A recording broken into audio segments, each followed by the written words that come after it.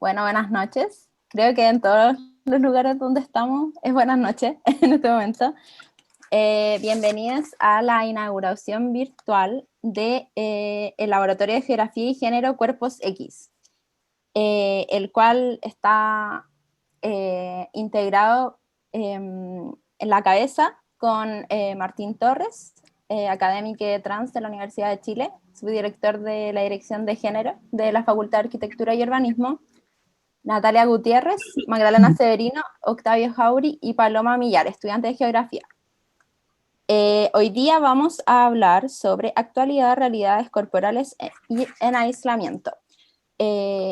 Como parte de nuestro panel de conversación, como moderadora, estará Rebeca Silva, quien es senadora universitaria de la Universidad de Chile, académica asociada del INVI, que es el Instituto de la Vivienda, disidencia pensante e integrante de Cuerpos X. Adelante, Rebeca. Hola, muchas gracias. Saludos a todas, a todos. Bueno, primero ahí agradecer la invitación, saludar también la inauguración virtual del Laboratorio de Género y Geografía, y me gustaría presentar primero a los invitados, ¿no es cierto?, que nos acompañarán hoy en este primer día de conversatorio titulado Actualidad, Realidades Corporales en Aislamiento. Quiero saludar primero a Angélica Lucía Damián.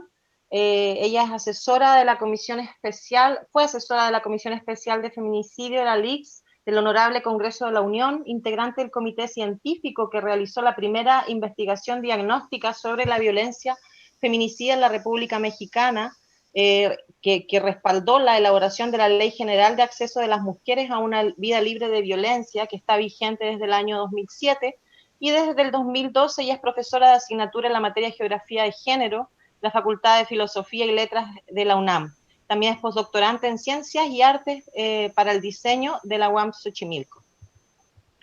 También nuestro segundo invitado es Francis Fabré. Él es licenciado de Ciencias Políticas y en Relaciones Internacionales. También es integrante del Grupo de Investigación de Filosofía Práctica y Políticas Queer, dirigido por Moira Pérez, y la Cátedra Libre de Estudios Trans en la UBA Argentina. También nos acompaña Paz Zúñiga. Ella es geógrafa y licenciada en Estética. Trabajó como investigadora en Fundación Vivienda y como coordinadora de la Comisión Vinculación con el Medio de la Asociación de Geógrafas Feministas de Chile. Y también nuestro invitado Víctor Hugo Robles, un activista legendario del movimiento LGBT y activista por los derechos humanos de personas viviendo con VIH. Conocido como el Che de los gays, él ha escrito múltiples libros como El diario del Che de los gays, Historias fragmentadas y Más allá de los márgenes, entre otras. Al finalizar, bueno, estas presentaciones, quiero también, dentro de nuestro público, está con nosotros La Carnicera, una performer y bailarina que nos va a acompañar hacia el final de esta sesión. Yo quisiera partir, antes de dar la palabra a los invitados, con unas pequeñas reflexiones, ¿no?, para ir como poniéndonos en sintonía sobre el concepto, ¿no?, realidades corporales en aislamiento. Cuando uno busca el concepto realidades corporales en aislamiento, ¿no es cierto?, en Google, aparece conceptos múltiples asociados a aspectos sanitarios, que no consideran una discusión más profunda, ¿no es cierto?, o en el cómo se aparece, ¿no es cierto?, o cuáles son esas realidades corporales que aparecen hoy en día en la situación de pandemia, o si bien uno podría preguntarse si siguen siendo invisibilizadas, ¿no?, esas subjetividades en aislamiento. Hay un texto que ha circulado mucho por las redes sociales, es un poema en prosa que se llama En tiempos de pandemia, que uno de sus párrafos dice así: y la gente se quedó en casa y leía libros y escuchaba y descansaba y hacía ejercicio y creaba arte y jugaba y aprendía nuevas formas de ser, de estar quieto, y se detenía y escuchaba más profundamente. Algunos meditaban, algunos rezaban, algunos bailaban, algunos hallaron sus sombras y la gente empezó a pensar de forma diferente. Es inevitable pensar en este poema que ha sido bien polémico, ¿no es cierto?, por la discusión sobre, bueno, quién lo escribió, si era de 1800, si es de esta profesora estadounidense, ¿no?, que lo trae a las redes sociales, en fin. Pero más allá de eso es, y la gente se quedó en casa. ¿Pero qué gente se quedó en casa, no? ¿Cuál es la gente que efectivamente puede, ¿no?, tener los privilegios, por ejemplo, para habitar de manera tranquila, en protección, ¿no es cierto?, hoy en día en condiciones de confinamiento? Nosotros en Chile tenemos una gran gama, ¿no es cierto?, de diversidades y de personas que hoy día quizás no solo no pueden aparecer o salir al espacio público, sino que también incluso no pueden acceder a un sistema de salud equitativo, ¿no? Hace poquito salió una declaración, ¿no es cierto?, de la Cátedra de Derechos Humanos de nuestra universidad, pidiendo, por favor, que se permita a las personas con discapacidad acceder y permanecer en centros de atención de salud. Significa para ellos que deben pedir que se procure una atención aceptable, humanizada para las personas con discapacidad. Se exige, ¿no es cierto?, que se respeten convenciones y derechos internacionales para poder tratar de ver cómo es factible que el gobierno, ¿no es cierto?, reconozca situaciones de riesgo y urgencias humanitarias para personas que hoy día en nuestro país cumplen un porcentaje elevadísimo de la población. O cuando pensamos, por ejemplo, en los migrantes, ¿no es cierto?, que de acuerdo a estadísticas, ¿no es cierto?, al año 2019, nosotros teníamos cerca de 1,5 millones de migrantes residiendo en nuestro país. A propósito del COVID, ¿no es cierto?, y el confinamiento, se sabe que la crisis ha afectado fuertemente la población migrante en nuestro país. Hemos visto escenas bien terribles, ¿no es cierto?, en las noticias, por ejemplo, sin vivienda, sin seguridad social. Nosotros teníamos hace un mes atrás más de 5.000 casos de contagio en personas migrantes. Entonces, bueno, yo quería contextualizar un poquito con esta idea o con preguntas que surgieron a propósito de este título. Cuando hablamos de realidades corporales en aislamiento, ¿de qué realidades estamos hablando, no? En este modelo de ciudad tan estandarizado que se nos presenta, en estos territorios tan homogéneos que parecieran ser aquellos sobre los cuales se norma, ¿no?, sobre los cuales se va construyendo la política, pero que sin embargo quizás deja fuera la diversidad, ¿no es cierto?, las múltiples formas de habitar desde cuerpos también diversos, ¿ya? Yo quería hacer esa introducción para poder poner en perspectiva, ¿no es cierto?, a nuestros invitados y invitarlos, ¿no es cierto?, a propósito de lo que comentaba, a que contesten si les parece bien en el mismo orden de presentación. Bueno, si prefieren algo distinto me lo comentan. En la opinión de ustedes, ¿cómo operan las políticas de Estado para regular y vigilar a los cuerpos? Me gustaría que pudiera partir Lucía, si tiene ganas, por favor. Muchas gracias, Rebeca, y muchas gracias a Martín Torres y a todo el equipo del Laboratorio de Geografía de Género por convocarnos a esta semana de conversatorios que va a ser sumamente importante por el contexto que estamos viviendo en el mundo y en América Latina. Creo que el nombre del conversatorio lo dice muy bien, lo que tenemos pendiente por reflexionar y por reunirnos, y en ese sentido muchísimas gracias por el trabajo tan entusiasta de Martín, porque fue quien nos convocó desde hace ya más de un mes. Este trabajo tiene todo un tiempo de preparación, y también me da mucho gusto compartir el conversatorio con colegas de distintos países de América Latina, y me da mucho gusto también coincidir ahora con Rebeca por los temas que yo actualmente estoy trabajando sobre derechos de las mujeres con discapacidad en México, y justamente el poder responder a desde cuándo están aisladas estas personas. O sea, el COVID y el confinamiento nos hace ponernos a reflexionar, el quedarnos ahora quienes se puede, quienes pueden estar en sus casas, pero hay personas que desde antes de este problema estaban en confinamiento y no las teníamos presentes, ¿no? Entonces, cuando vi que los temas que tú trabajas, también me da mucho gusto en ese sentido poder tener estas discusiones y estas reflexiones. En efecto, hay un poder de por medio en las políticas, y los instrumentos que canalicen o que institucionalicen es lo que va a dar las pautas para esas políticas, para lo que se permite, para lo que está prohibido, para lo que se da o no recursos jurídicos en el sentido de las normatividades.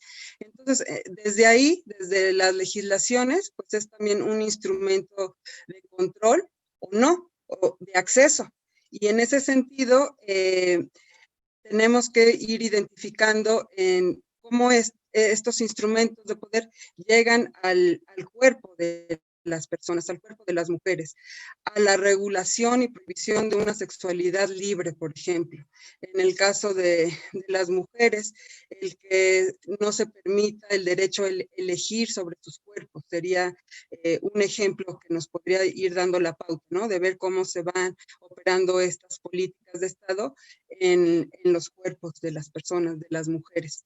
En el sentido, por ejemplo, que no se pueda decidir el tener hijos, por ejemplo, con las mujeres con discapacidad sería un claro ejemplo de cómo hay mujeres con discapacidad psicosocial a quienes muchas veces se les vulnera en su vida sexual y se abusa sexualmente de ellas, ¿no? Entonces, en ese sentido, están desprotegidas socialmente y por el Estado. Entonces, esa sería como otra de las prácticas de poder y de violencia en las cuales se atraviesa el cuerpo. Y estamos con una serie de estructuras de poder hegemónicas y políticas que se van tejiendo y que se van manifestando espacialmente de distintas formas.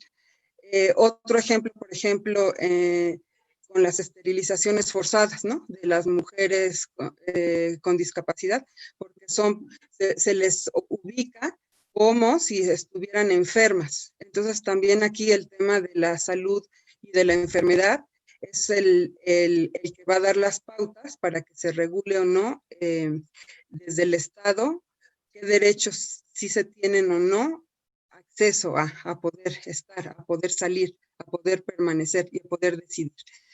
En ese sentido iría el cuerpo, ¿no? El cuerpo disidente, el cuerpo sexual, que también va a tener ahí estas violencias que se van a ir viviendo y se van a ir articulando en distintos espacios, ¿no? Entonces, por ahí podría yo introducir esto. Muchas gracias. Gracias, Lucía. Teníamos el orden de presentación, ¿les parece bien? Porque seguiría Francis, ¿te parece? Perfecto, gracias, Rebeca. También quería agradecer a Rebeca, a Martín por haberme invitado y al resto de los miembros del laboratorio, y también a todos que están escuchando por toda la organización y la gestión de este evento y del resto de esta semana. Bueno, me parece que la crisis sanitaria actualmente y también muchos de los problemas que están surgiendo, en parte por las medidas que se han implementado por el Estado, traen algunos problemas y algunas dificultades nuevas, pero al mismo tiempo son un agravamiento de problemas que ya eran preexistentes y hacia comunidades que ya estaban vulnerabilizadas y territorios que ya estaban aislados y puestos bajo un diferente marco de ordenamiento social. Cuando pensamos en políticas de gestión estatal, y no solamente el Estado, porque hay otras fuerzas también que utilizan políticas de gestión, me parece que es importante pensar que las prácticas de olvido, de acercamiento a la muerte, de violencia, de discriminación estructural, no son accidentales, ¿no? Pero son partes de esta misma práctica de gestión. Y no aplican a toda la población y de la misma manera. Hay ciertas personas que por ciertas características que probablemente vamos a ir hablando, caen debajo de estas prácticas o caen debajo de prácticas diferentes y no aplican al territorio de la misma manera tampoco. Dentro de mi trabajo yo utilizo lo que sería la necropolítica para poder enmarcar esto. La necropolítica, como la biopolítica, son términos que se utilizan para entender estas prácticas de gestión. utilizo la necropolítica como la propone el teórico Achille Mbembe y después es trabajada desde la teoría queer, la teoría trans también, y un montón de otros marcos para hablar de poblaciones y situaciones más particulares, más territorializadas, pero habla de cómo fuerzas de disciplinamiento y gestión afectan a aquellas que no pueden ser enmarcadas debajo de la biopolítica. La biopolítica organiza las prácticas de gestión que son productivas, que producen ciudadanos deseables en la sociedad bajo ciertos marcos de la productividad capitalista, la heterosexualidad, la aceptabilidad, mientras la necropolítica habla de las prácticas de gestión para aquellos que no entran dentro de esto. Son sujetos que, en cambio, están bajo prácticas extractivas, como dije, prácticas que acercan a la muerte. Y la necropolítica se ve dentro de circunstancias espectaculares, como podría ser, por ejemplo, la crisis sanitaria actual, tanto como cotidianas, invisibilizadas, naturalizadas también, prácticas culturales, prácticas sociales, narrativas que tenemos, representaciones mediáticas.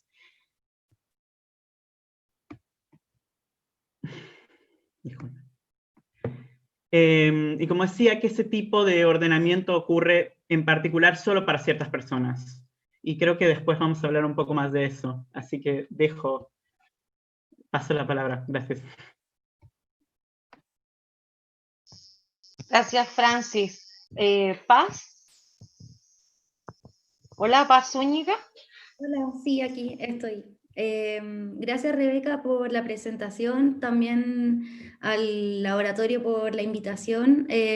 Hoy voy a hablar como de parte de mis compañeras de Geógrafa Chile y sobre la pregunta sobre cómo operan las políticas de Estado para regular y vigilar los cuerpos. Quisiera compartirle algunas reflexiones que hemos venido trabajando con mis compañeras hace algún tiempo. Lo primero es que no todos enfrentamos la crisis de la misma manera. La segregación y la desigualdad territorial son las grandes estructuras desde las cuales podemos afirmar esto, ambas agenciadas por una estructura mayor que el neoliberalismo y sus instituciones, la globalización, el patriarcado, etc. Nuestras ciudades han sido planificadas desde esta lupa, espacios tridimensionales, geométricos, visuales, fálicos, diría Lefebvre, es decir, espacios del capitalismo hipermasculinizados y segregadores. Cuando los gobiernos a distintas escalas y los medios de comunicación repiten incansablemente, quédate en casa, lava tus manos, toma una distancia mínima con el resto de las personas, etc., como regla general para todos, vemos su indiferencia frente a esto. De allí que no haya sido sorprendente para nadie, pero sí muy indignante, cuando el ex ministro de Salud, Jaime Mañalich, declaró desconocer la magnitud de la pobreza y desigualdad en Chile. Evidentemente, no todos podemos cumplir con estos mantras de la misma manera y por lo mismo vemos que la vulnerabilidad social frente a la pandemia se distribuye desigualmente en nuestros territorios y cuya evidencia más clara y terrible es la tasa de mortalidad que recientemente empezó a ser incluida en los informes epidemiológicos que publica el Ministerio de Salud.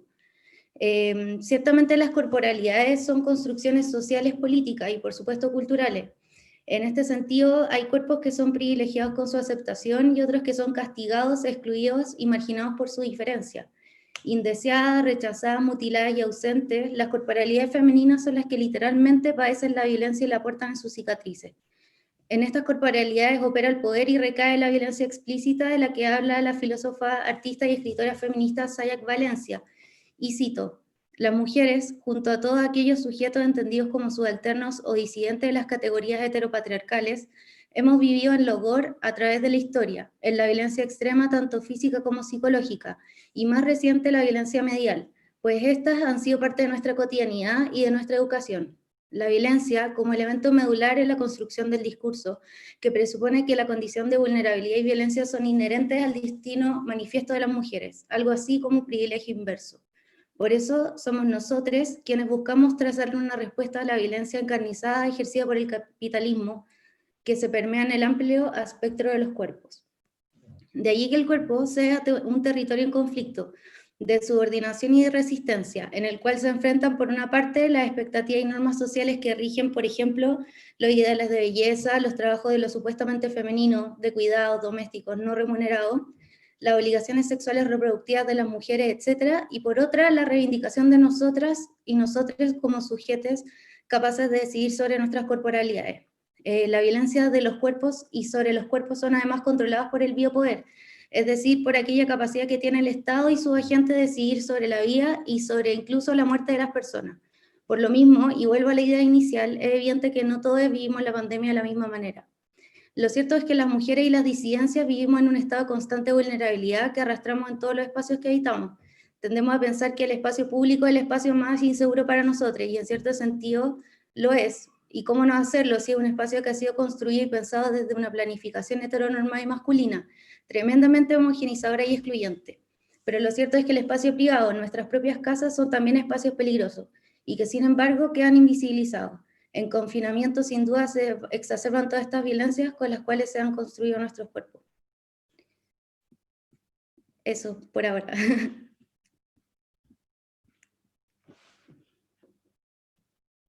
Se me olvida prender el micrófono. Gracias, Paz.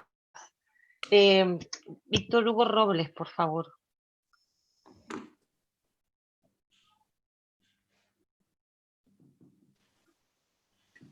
Buenas tardes, muchas gracias por la invitación a Martín, por esta iniciativa que también nos tiene confinados. Yo les mando un saludo desde acá de la población El Cortijo, en Conchalí, en la calle Catalina de los Ríos, La Quintala, la mujer más mala de Chile, según la historia oficial. También un personaje que ha sido confinado a la maldad histórica, y me parece que no es tan así, ¿no? En medio de este confinamiento también, cuando veo sus caras en cuadritos en cada una de estas celdas del Facebook Live, que pareciera también que estamos confinados, no pareciera, sino que efectivamente es así.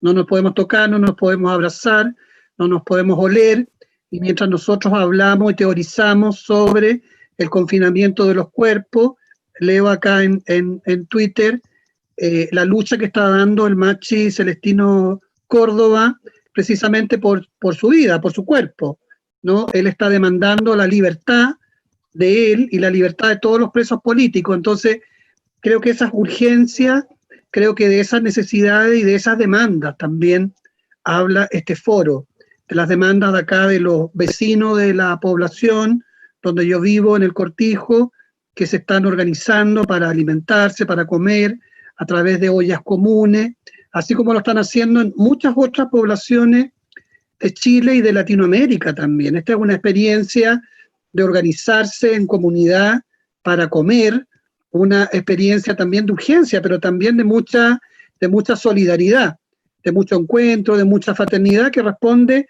a esta urgencia tan vital que es alimentarse. Entonces, yo pienso en esos cuerpos cuando dialogo con usted a través de esta máquina computadora, en mi pieza pobre también de acá del Cortijo, en Conchalí, y hago ver esos lugares que no necesariamente son lugares que entran a la academia, que no son necesariamente lugares que se teorizan y que son parte de nuestros discursos públicos, así como tampoco son parte de estos discursos públicos las demandas que levantamos no solo las personas de la diversidad sexual, que no somos todas iguales, ¿no? Por lo mismo acá no está compareciendo ningún anticompañero de Fundación Iguales, que ellos dicen ser iguales, pero la verdad es que yo no me considero iguales a ellos. Habría que ver los sueldos que recibimos, los lugares donde vivimos, los privilegios los cuales ostentamos, para darnos cuenta de que no somos iguales, ¿no? Como dice un autor ya muy famoso y muy archicitado, somos iguales, pero unos más iguales que otros. Entonces, en esas desigualdades quisiera finalmente mi primera intervención, sé que vamos a profundizar, pero hacer visible la lucha que estamos dando las personas que vivimos con VIH, que no solo estamos confinados a ser VIH, a vivir una enfermedad, una situación de salud, que no es solo una situación de salud crónica y una situación de salud que implica una enfermedad. Todas las enfermedades son un problema. Nadie quiere estar enfermo, ¿no? De hecho, ya la categoría de la palabra enfermedad connota un problema, una dificultad, un dolor, una lástima incluso. Entonces, como yo no quiero dar lástima, ninguno de nosotros, nosotras y nosotras, las personas que vivimos con VIH, vivimos y luchamos no estamos dispuestos a dar lástima, estamos luchando también por liberarnos de nuestros propios cuerpos y estamos luchando porque se garantice nuestro derecho a la salud y nuestro derecho a la vida. Hemos iniciado una campaña a nivel nacional porque se garantice ese derecho a la salud y a la vida a través de la aplicación de un protocolo, la aplicación de una política pública que ha establecido el mismo Ministerio de Salud. Ellos mismos se han autoimpuesto esa política, pero no la cumplen, que es la entrega de terapias VIH multimed por varios meses para no tener que recurrir permanentemente cada mes a los hospitales y contagiarnos del COVID-19. Entonces no solo estamos escapando del COVID-19, no solo estamos tratando de aislarnos para no contagiarnos con el COVID-19, sino que además el COVID-19 está con nosotros, vive en nuestra familia, todos tenemos cercanos que viven con el COVID-19, tenemos que aprender a vivir con las pandemias, porque son parte también de nosotros, así como la pandemia del VIH, que ha sido un cuerpo que se encarna en nosotros, pero que también ha sido confinado.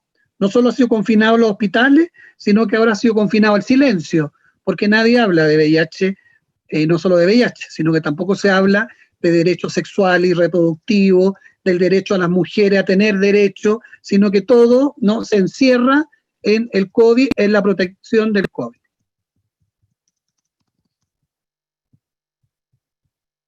Muchas gracias, Víctor Hugo.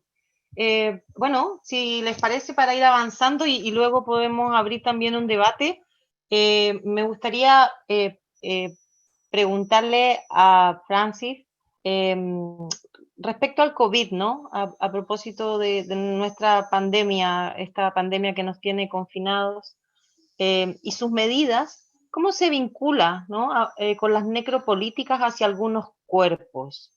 Y más específicamente, ¿cuáles serían esos cuerpos? Quizás podrías profundizar un poco más a propósito de lo que ya introdujiste, Francis, por favor. Dale, gracias, Rebeca. Bueno, un poco me parece que para responder tu pregunta me gustaría hablar un poco de donde soy yo, que es Buenos Aires, Argentina, y de lo que está ocurriendo acá. Entiendo que mucho de lo que digo teóricamente puede ser transportable a tanto Chile como otros lugares de Latinoamérica en el mundo, pero creo que hay algo muy importante, no hacer generalizaciones de lo que uno dice y tener un poco de arraigamiento. Argentina ha estado desde marzo 11 en algo que se llama el aislamiento social preventivo y obligatorio, que fue decretado por un DNU, y a medida que pasaron los meses ha continuado este aislamiento, con diferentes grados de intensidad, con diferentes actividades permitidas, que se determina dependiendo de divisiones territoriales y supuestas métricas por fases. Pero bueno, el tercer artículo del DNU, que sería el decreto de urgencia, de necesidad de urgencia, que establece el aislamiento preventivo, establece que el Ministerio de Seguridad y las fuerzas estatales serían los responsables de marcar el aislamiento y asegurar que estas prácticas sean cumplidas. Cuando hablamos entonces de las prácticas necropolíticas y cómo aplican diferencialmente a diferentes personas, podemos, por ejemplo, utilizar esta situación y ver cómo las fuerzas de seguridad y las fuerzas estatales rigen de manera diferente a diferentes personas y a diferentes territorios. No podemos decir que transitar la calle para una persona LGTBQ racializada, indígena, de una situación económica dificultosa, pobre, con un estatus migratorio que no tiene papeles, por ejemplo, o que sea migrante en sí, no es lo mismo el tránsito por la calle, no es lo mismo el acceso al Estado. Y de nuevo, esto no es accidental, ¿no? Es una práctica de regulación y son cosas que funcionan dentro y fuera de la pandemia. El coronavirus también emerge como lo que es un estado de excepción, ¿no? O por lo menos es presentado como un estado de excepción. No significa que lo que esté ocurriendo ahora no sea una una situación de emergencia real, ¿no? Y donde están ocurriendo cosas terribles realmente, pero un estado de excepción al presentarse mediáticamente como una crisis, una urgencia, da una habilitación y una legitimidad a que ocurran cosas que usualmente son o invisibilizadas o no habladas o no se presentan con tanta impunidad. Uno de los peligros de eso también es que continúen estas prácticas después de que se dé una situación sanitaria mejor o que termine, esperemos, la situación actual. No sé si respondí tu pregunta. Sí, me gustaría abrir un poquito el espacio por si alguno de los invitados quisiera complementar esta idea que estaba levantando Francis, ¿no? Y si no, pasamos a la siguiente pregunta. Lucía, quería yo preguntarte de nuevo, y en relación a la violencia dentro de las cuarentenas, ¿no? En Chile tenemos cifras alarmantes, ¿ya? Las que vemos y sabemos son hacia las mujeres, ¿no? Porque hay un registro de aquello. Las que no se conocen son, por ejemplo, las violencias hacia los niños, ¿no? A las niñas. No sabemos cuál es el registro real de lo que está pasando, por ejemplo, con la población infantil en confinamiento. Es un tema, digamos, a develar, porque no se sabe. Pero respecto a la relación de violencia dentro de las cuarentenas, ¿cómo se expresa la actual violencia de género en México? Lucía, por favor. ¿Me escuchan bien ahora? ¿Me escuchan ¿Sí? mejor? ¿Ya mejor? ¿Sí? Bueno, pues como algunas de ustedes han dicho, la pandemia lo que deja es que nos preguntemos qué es lo que está pasando. Sin embargo, el problema de la violencia contra las mujeres en México, como en otros espacios, es de tiempo atrás. No es algo nuevo que está siendo como la pandemia, que las personas se están enfermando y que se están contagiando. La violencia no responde a la aquí y el ahora, sino responde a todo un contexto de desigualdad social, de desigualdad patriarcal, en la cual las estructuras de poder se van articulando en las escalas más locales y se van dando a conocer por el movimiento feminista que tiene desde más de 50 años denunciando el problema en México. Entonces, en ese sentido, tenemos que tener esos históricos de las violencias que han sido estudiadas, y actualmente el movimiento feminista es quien en gran medida ha hecho las investigaciones, los estudios, las leyes para denunciarlo, pero a la par también para ir proponiendo soluciones. Y en ese sentido no podemos entender la violencia como una enfermedad, sino como una cuestión socialmente aprendida, y ahí desde violencias psicológicas que se están dando ahorita muy frecuentemente en el espacio privado, donde se está conviviendo todas las personas que viven en el ámbito familiar. Y si lo vemos desde un lente feminista, lo que nos va a preocupar es quién tiene el control, quién tiene el poder en las casas. Ya Paz mencionaba un tanto previamente que en el espacio privado es donde estamos también viviendo estas violencias. Entonces, de tiempo atrás, pues ya se estaba dando.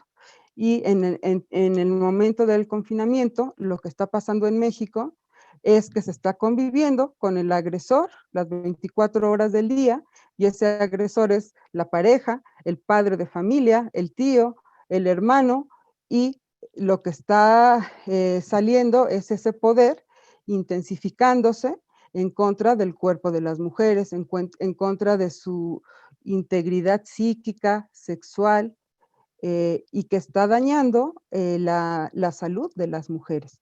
Y en ese sentido, el que estemos en aislamiento no permite el socializar en la escuela, por ejemplo, o socializar en el trabajo, pero tenemos que verlo también por ámbitos de estudio. Otras mujeres que tienen que salir en los temas del cuidado, por ejemplo, las enfermeras, lo que pasó en México y en otras partes de Latinoamérica es que se empezó a agredir a las mujeres enfermeras en la comunidad, en la calle. Entonces, esas violencias pues también están respondiendo a ese poder patriarcal que se va a intensificar y que se va a consolidar por la falta de una cultura de respeto a los cuerpos de las mujeres, por la falta de una sociedad que protege y que promueva los derechos. Entonces, en ese sentido, en México, cuando empieza esto del confinamiento, empiezan a llamarse al 911 en una gran proporción. Antes tenían estas llamadas. Y en tiempos del COVID se llama 911, se requiere de la asistencia psicológica, de los derechos de atención, porque las mujeres están en confinamiento, cada vez van quedando aisladas. Y esto va ocasionando esos crímenes de odio, esos crímenes de Estado, que desde el feminismo les llamamos feminicidio. Entonces, contextualizar estos espacios de poder, pues desde la geografía lo hemos hecho ya desde hace tiempo. Lo que nos interesaría ahorita es ver cómo producimos otros espacios donde haya el respeto al cuerpo de las mujeres, porque es una acción socialmente aprendida. No es algo natural, no es algo espontáneo del aquí y el ahora, sino que responde a todo un proceso que se va tejiendo y que se va incrementando. Y en ese sentido, en México, pues sí se requiere, por ejemplo, de más refugios de mujeres. En México hay 32 entidades federativas y cada entidad federativa tiene sus leyes, tiene sus propios gobiernos. Y lo que ha pasado ahorita es que se ha incrementado las llamadas, por ejemplo, y al 911, donde se pide ayuda para que se atienda las violencias, pero también se ha incrementado el que se pueda ingresar a los refugios de mujeres. Los refugios de mujeres son casas en las cuales las mujeres tuvieron que haber llegado con base en una denuncia ante el Ministerio Público y pueden estar ahí hasta 3 meses. Pero ahorita lo que ha venido pasando, lamentablemente, es que se ha reducido el presupuesto etiquetado por la política de austeridad. Entonces, esto pues nos pone ahorita en una situación de mucha indignación porque se recorta con base en los presupuestos que son para refugios y cuando más se está necesitando se hacen estos cortes estructurales. Entonces, el sistema neoliberal, por una parte, que tiene más de 40 años de estar presente en América Latina, va reduciendo también la responsabilidad del Estado en materia de salud, de educación y de derechos, y esto afecta a la condición de vida de las mujeres. Pero no es de ahorita, sino es de más de 40 años atrás, ¿no? De estas políticas de ajuste neoliberales. Y ahorita sí nos preocupa que se esté recortando el presupuesto al Instituto Nacional de las Mujeres. Acaban ayer de salir una iniciativa que se va a quitar recursos por la política de austeridad. Entonces es como muy fuerte, porque eso pues va a repercutir en la atención que se brinde a las mujeres por parte de las instituciones. Claro, Lucía da en el clavo, ¿no? Cómo aproximarnos al cómo, ¿no? Bueno, antes de darle la palabra a Víctor Hugo, Martín Torres iba a hacer un comentario o pregunta. Hola, sí, es que tenía ganas igual de comentar algunas cosas que me van surgiendo en el momento que digamos, van conversando, ¿no? Y voy pensando, por ejemplo, en cómo finalmente estas necropolíticas, estas finalmente ideas de cómo justamente también lo que dice un poco Lucía, de que estas cosas finalmente siempre han pasado, solamente que la pandemia viene a evidenciar algo que no era tan tangible al parecer, o que había sido invisibilizado de muchas maneras. Entonces, ante eso, pensar también en cómo finalmente desde el activismo, desde otras maneras de pensar también el sistema mundo, que se alejan bastante de la academia. Finalmente, esta es una realidad que justamente como lo plantea Víctor Hugo, es algo que se ve día a día, es algo que finalmente está palpable, constante y que pasa mucho más allá de finalmente la universidad, un paper o tener algún escrito en alguna parte, sino que tiene que ver con la vivencia, tiene que ver también con esta situación de que, como dicen, vamos todos en el mismo barco, pero alguien por ahí explicó muy bien en un meme, digamos, explicó que la verdad es que no vamos en el mismo barco, vamos en el mismo mar. Algunos van en lancha, otros van en yate, algunos van en un barco genial y otros van con un barco a vela. Entonces, finalmente yo creo que la pandemia lo que llega a visibilizar es que siempre han existido necropolíticas, siempre han existido muertes, siempre han existido ciertas poblaciones que han sido olvidadas. Ahora, ¿cómo dentro de eso finalmente esta pandemia, digamos, de alguna manera, logra que esto sea palpable a nivel mundo y que además se cae, no solamente el oasis aquí en Chile, sino que yo creo que se cae el oasis de Argentina, se cae el oasis de México y se caen otros oasis que no tenemos aquí hoy día presentes, que son oasis europeos, oasis estadounidenses, en donde finalmente queda muy a la vista que todo aquello que se vende, ¿no? Todo aquello que parece este sueño americano es algo que no es tan real, que finalmente es palpable solamente para algunas personas. No sé si es un comentario ahí, tal vez Víctor Hugo también puede comentarnos algo al respecto. Sí, yo le iba a hacer una pregunta y quería decir, yo creo que se secan más que se caen los oasis, ¿no? Como en la metáfora que tú usabas, ¿no? Sí. Víctor Hugo, a propósito de lo que estábamos comentando y esa bajada al cómo, que también recoge Martín en su intervención, ¿no? De esto de la teoría a la praxis, ¿no? Y de hecho el activismo como forma de posicionar finalmente esas invisibilidades, ¿no? O borramientos también podríamos decir. Y pensando desde la idea de que siempre han existido estos cuerpos olvidados ante el nuevo escenario, ¿qué ocurre con las otras patologías? También partimos con esa introducción, lo recoges nuevamente con la discusión sobre qué pasa entonces con la invisibilización del VIH también, ¿no es cierto? Entonces, ¿qué ocurre con esas otras patologías y con la invisibilidad de otras luchas históricas en este contexto COVID? Uno podría pensar en este contexto COVID y lo que se viene post-COVID también, quizás.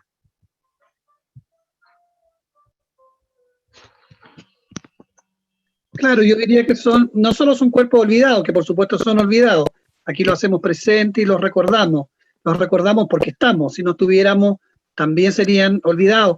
No solo son olvidados, sino que además son negados. De hecho, veo que los teóricos no hacen referencia a estos cuerpos concretos de los que uno se refiere. Entonces quisiera aprovechar este espacio porque yo no soy teórico, no trabajo en la academia, sino que trabajo en la calle, en la política concreta, en el activismo. Tampoco soy artista, aunque esté con una estrella y use una boina, no es por un sentido artístico, sino que es un sentido de provocación política a un héroe latinoamericano también tildado de machista y homofóbico. Hacer una denuncia concreta sobre estos cuerpos, nuestros cuerpos y cuánto valen los cuerpos, ¿no? ¿Qué precio tienen los cuerpos de las personas que vivimos con VIH? ¿Qué precio tiene el SIDA en nuestro país, en Chile? Cuando aparece el COVID-19 en Chile el 3 de marzo, recordemos, en Talca, con un médico que había viajado al extranjero, de ese minuto las personas viviendo con VIH comenzamos a exigir, a demandar protocolos de atención y de precaución para las personas viviendo con VIH por ser una condición crónica y las condiciones crónicas también ser mucho más vulnerables al COVID-19 y a los efectos del COVID-19. Bueno, hasta el día de hoy no hemos recibido ningún tipo de protocolo. La verdad es que no existe el protocolo del Ministerio de Salud. No sé si la situación es igual en México o en Argentina, pero aquí en Chile no hay protocolo.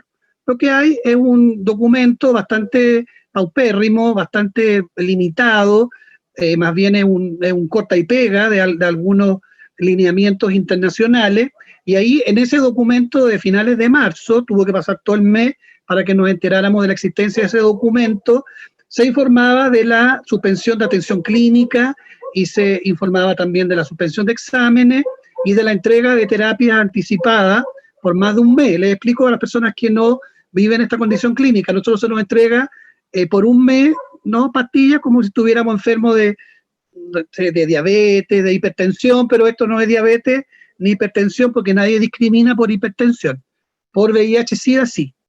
Y entonces lo que determinaba ese informativo, y además también las recomendaciones de ONU-SIDA, y después protocolos que aparecieron en más que protocolos, indicaciones, normas, ordinarios del Ministerio de Salud, es la entrega anticipada de medicamentos para todos los enfermos crónicos, entre ellos los VIH. Bueno, eso no se ha cumplido, y lo que nosotros reclamamos, por eso insisto y persisto en esta idea concreta, más que hablar de los cuerpos abstractos y de la necropolítica, porque esto es parte de la necropolítica, deshacerse de estos cuerpos sidosos, ¿no?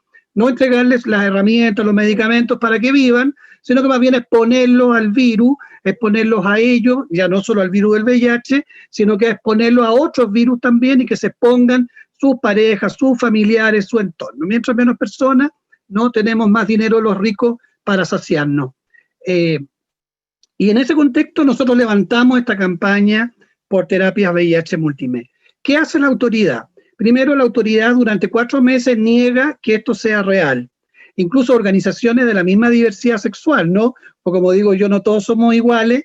Algunos dudaron de estas denuncias, ¿no? Intentaban como minimizarla, decir que eran casos aislados, pero resulta que no son aislados, porque en este minuto hay 9 recursos de protección en los tribunales de justicia, demandando que sea la justicia la que ponga al Poder Ejecutivo en el lugar que le corresponde, garantizar la salud para todos y para todas. En la última reunión de la prensa del ministro París, que más parece animador de Festival de la Canción de Viña del Mar, que un ministro, ¿no? Dando la palabra a los periodistas, a las autoridades.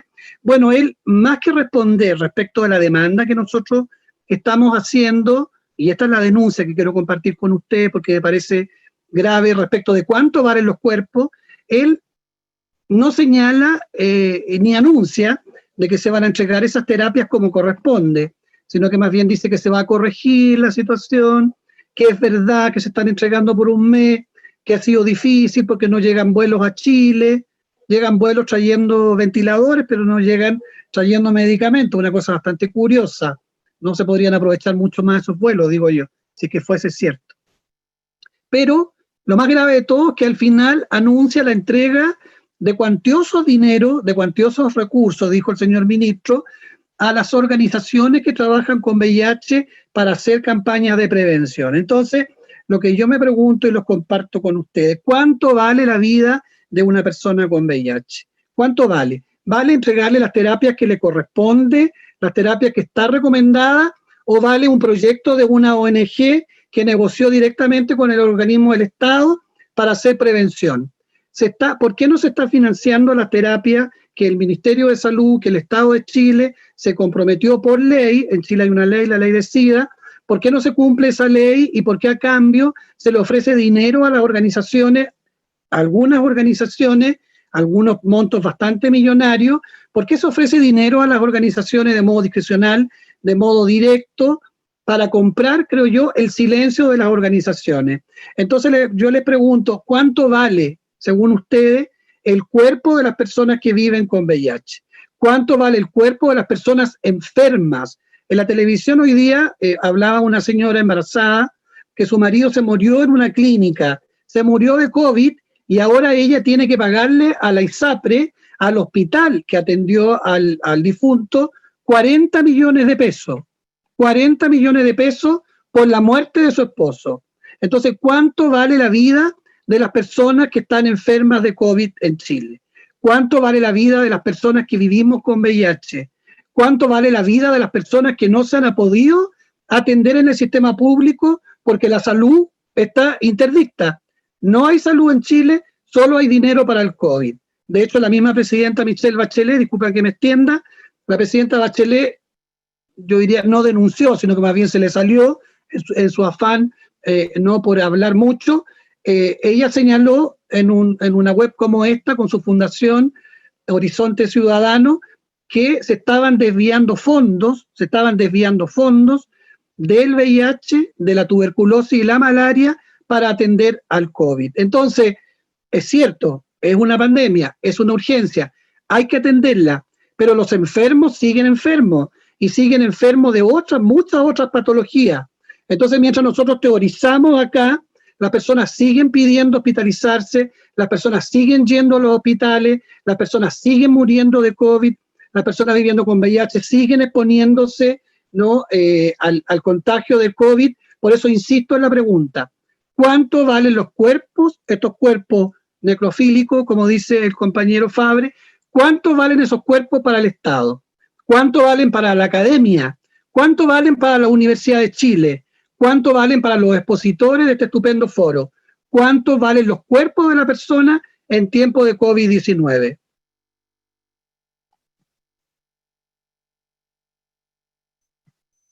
Víctor Hugo, muchas gracias.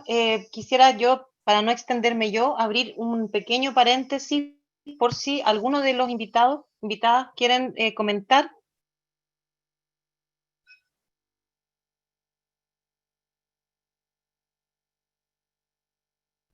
Yo creo efectivamente que podemos volver al punto, me parece fundamental lo que declara, es además algo que está invisibilizado, no ha aparecido, por lo menos lo que yo no veo tele chilena, digamos, no veo tele, leo las noticias, y es información que desconozco, Víctor Hugo. O sea, yo creo efectivamente que hay un problema de lo que se visibiliza y lo que no, y finalmente pareciera que hay que hacer más ruido, ¿no?, para que ciertas cuestiones aparezcan en la discusión colectiva, ¿no?, a nivel de la sociedad, que es un poquito lo que ha pasado con las demandas, por ejemplo, que comentaba al inicio, de las personas con discapacidad, o las personas que cuidan en niños o adultos con enfermedades, ¿no es cierto?, degenerativas y de otro tipo, y que han hecho una fuerza, ¿no es cierto?, para poder ser atendidos y que sus cuerpos importen, ¿no es cierto?, en el momento en que puedan estar enfermos con COVID. Efectivamente, es una situación bien compleja, y a mí me parece que sin duda podríamos dirigir, y que eso yo a propuesta mía, poder integrar para que los expositores vayan pensando cómo, ¿no?, cómo avanzamos entonces, para que no quede, cierto, en esa discusión tan teórica que bien señala Víctor Hugo. Me gustaría avanzar para preguntar a Paz Zúñiga. Paz, ¿cómo crees que se vinculan estas realidades, ¿no es cierto?, que han comentado los distintos expositores con lo nacional de Chile, ¿no?, con la realidad nacional de Chile? Pero yo quisiera ahí hacer un énfasis, porque es la realidad nacional de Chile quizás que aparece, ¿no?, en los medios, que se hace visible en los medios, versus lo que está ocurriendo, ¿no?, en la realidad. Te doy la palabra. Gracias. Sí, antes, solo como comentario a lo que había dicho Víctor Hugo antes, que está muy en la lógica de estos cuerpos que están excluidos por las diferencias y otros cuerpos que son privilegiados porque en el fondo están bajo la norma. Quisiera como destacar algo que él dice, que en el fondo nuestras corporalidades sufren distintas violencias, y son violencias que no solamente son ejercidas del Estado, sino que también hay una serie de violencias que son heredadas. Son violencias del patriarcado, de la sexualización normalizadora, de, por supuesto, el neoliberalismo, de nuestras crisis económicas, y creo que fundamentalmente el pasado histórico y cómo en el fondo la dictadura permeó nuestros cuerpos. Eso lo creo súper relevante, sobre todo desde la idea que él planteaba de cuánto valen los cuerpos. Eso. ¿Cómo se vinculan estas realidades de lo que han hablado los otros expositores en la realidad nacional chilena? Creo que lo primero que me gustaría plantear es que la crisis actual es multidimensional, pese a que cuando escuchamos crisis actual, inevitablemente pensamos en la crisis sociosanitaria que estamos pasando, no solamente Chile, sino que otros países a nivel mundial. Con todo, cuando posicionamos la crisis actual desde nuestra región y el país, advertimos que la pandemia no es una crisis diferente a la que hace mucho tiempo estamos viviendo, sino que sin duda es parte de ella. Me refiero específicamente a la crisis social que en octubre del año pasado literalmente estalló, cuyas demandas en temas de vivienda, de salud, de género, transporte, medio ambiente, trabajo, entre otras, o más bien la indignación por la falta de igualdad y las garantías en torno a estos temas, hicieron que millones de personas a lo largo del país decidiéramos movilizarnos, reabrir todos los espacios, en las calles, en nuestro hogar, en los barrios, lugares de trabajo, escuelas, universidades, parques, entre otros, para exigir nuevamente, como hace mucho tiempo ya lo venían haciendo otros movimientos sociales, pero desde una voz mucho más amplificada, el derecho a vivir dignamente. Hoy, casi terminando julio del 2020, todo lo anterior pareciera estar en un letargo obligado. Claro, porque las medidas para cuidarse del contagio así lo exigen, lo que prematuramente nos hace pensar que la indignación que nos motivó a ganar tantos espacios el año pasado se está disolviendo. Pese a ello, creo que es evidente que nada de lo que vivimos ha cambiado, y por el contrario, la pandemia solo ha agudizado las desigualdades y reafirmado la necesidad de que el cambio social por el que estamos trabajando hace tanto tiempo sea total. En el contexto actual, la idea de los cuerpos olvidados apunta directamente a la relación entre cuerpos aislados y la escasez de recursos básicos, que era uno de los temas que se plantearon para la conversación de hoy día. En Chile hemos visto cómo la vivienda quedó en el centro del problema en el contexto de la pandemia.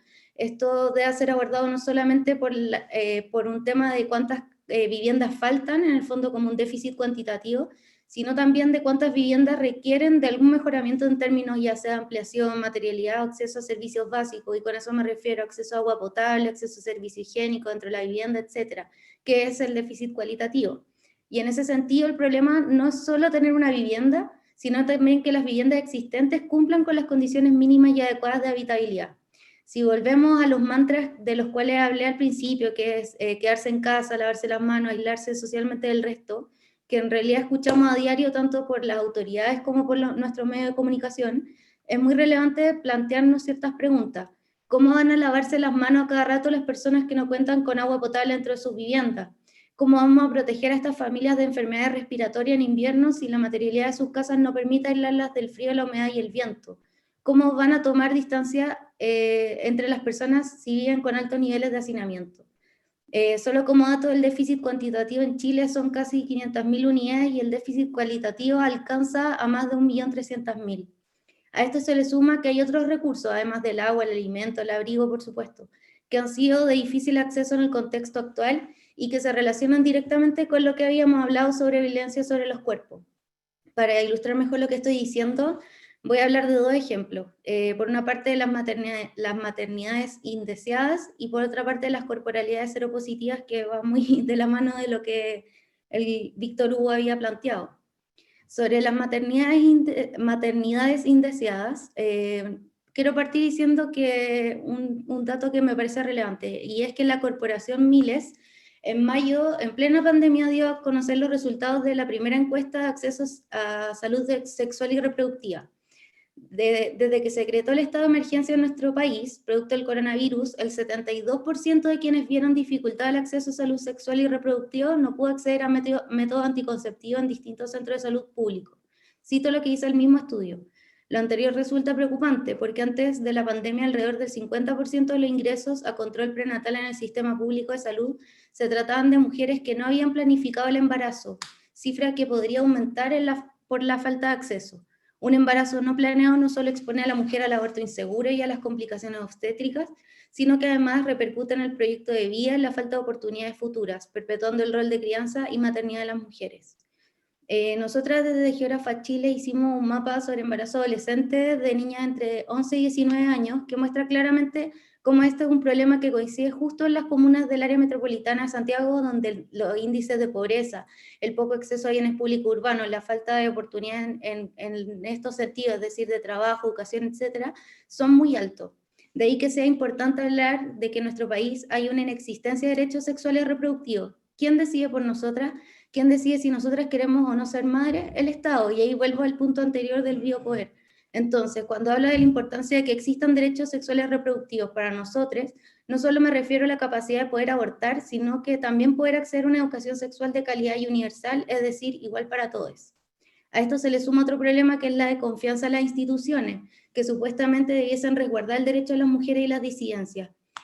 Es tal el nivel de desconfianza que cada vez que anuncian una nueva ministra para el Ministerio de la Mujer y Equidad de Género, casi que de manera automática revisamos el historial, muchas veces que llega a ser un prontuario, de quién va a presidir la cartera para ver si realmente hay una esperanza en el cambio, o va a ser más de lo mismo que ya conocemos, un ministerio que existe más que nada para cumplir con cuotas de género y un desfile sin fin de mujeres patriarcalizadas que lo asumen.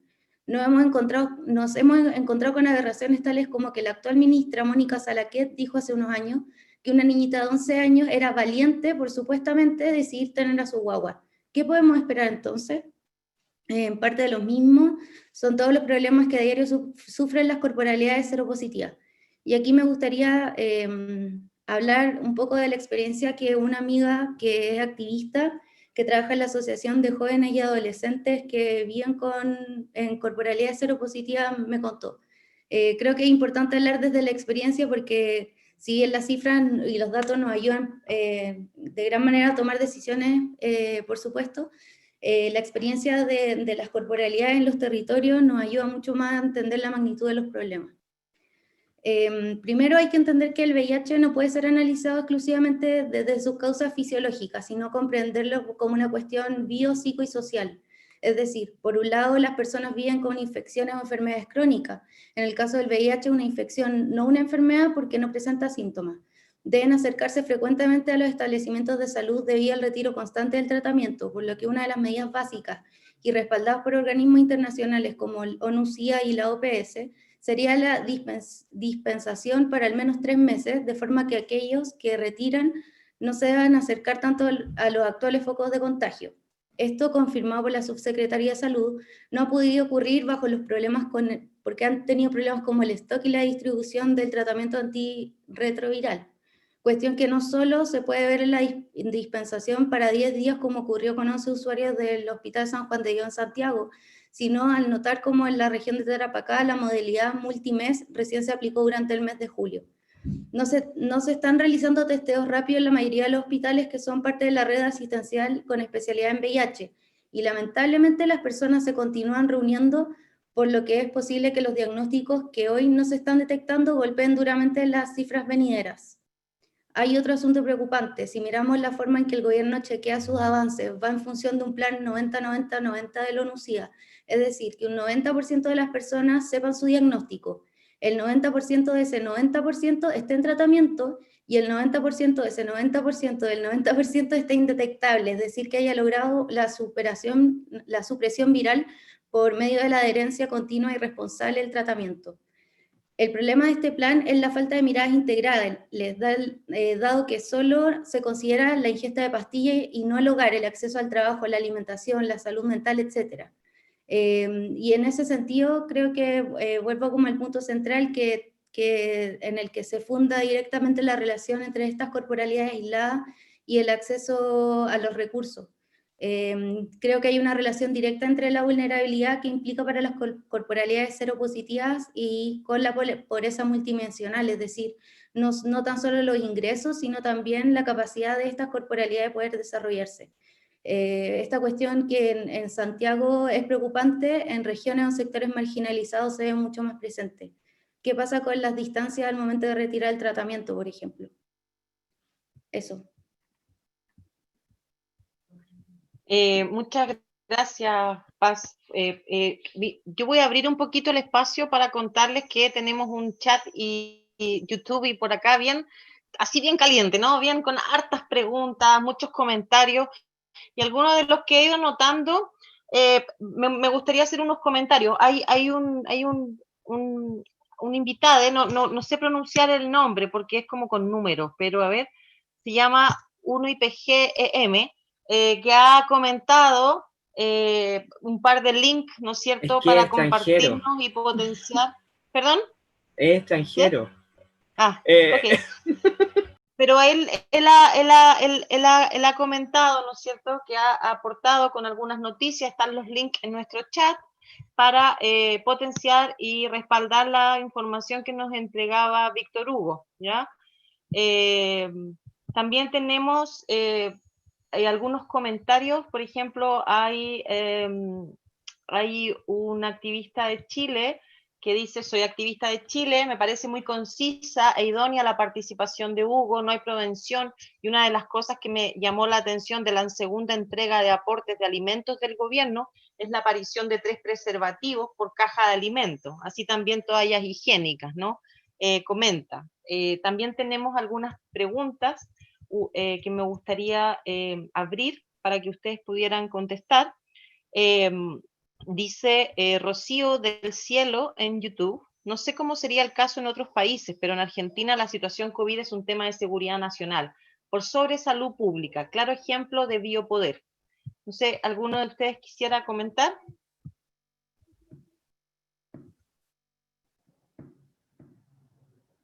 Hola, ¿está bien si hablo?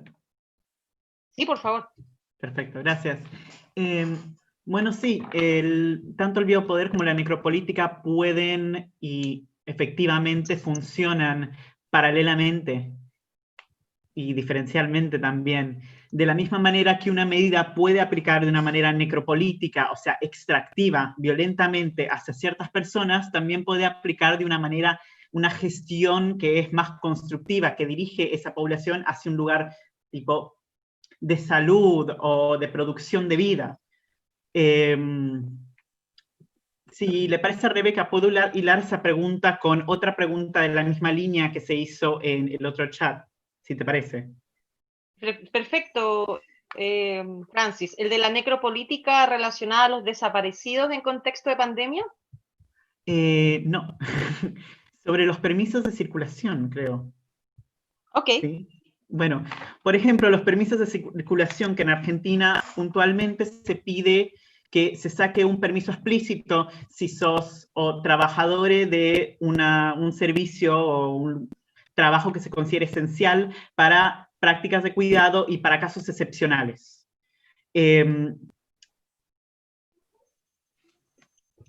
La manera en que ese permiso se recibe en el ámbito público, cómo lo toman las fuerzas de seguridad que lo miran, que lo revisan, cómo revisan el cuerpo de la persona que está transitando en ese momento, si la detienen o no, son prácticas tanto biopolíticas como necropolíticas. Hay mucha moralidad, mucho juicio ante los humanos que entran en juego acá.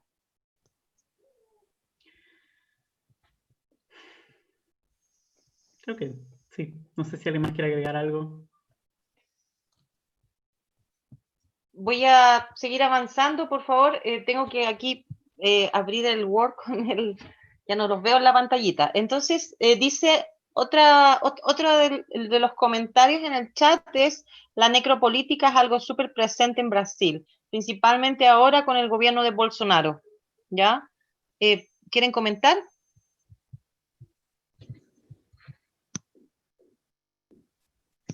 No quiero monopolizar el aire.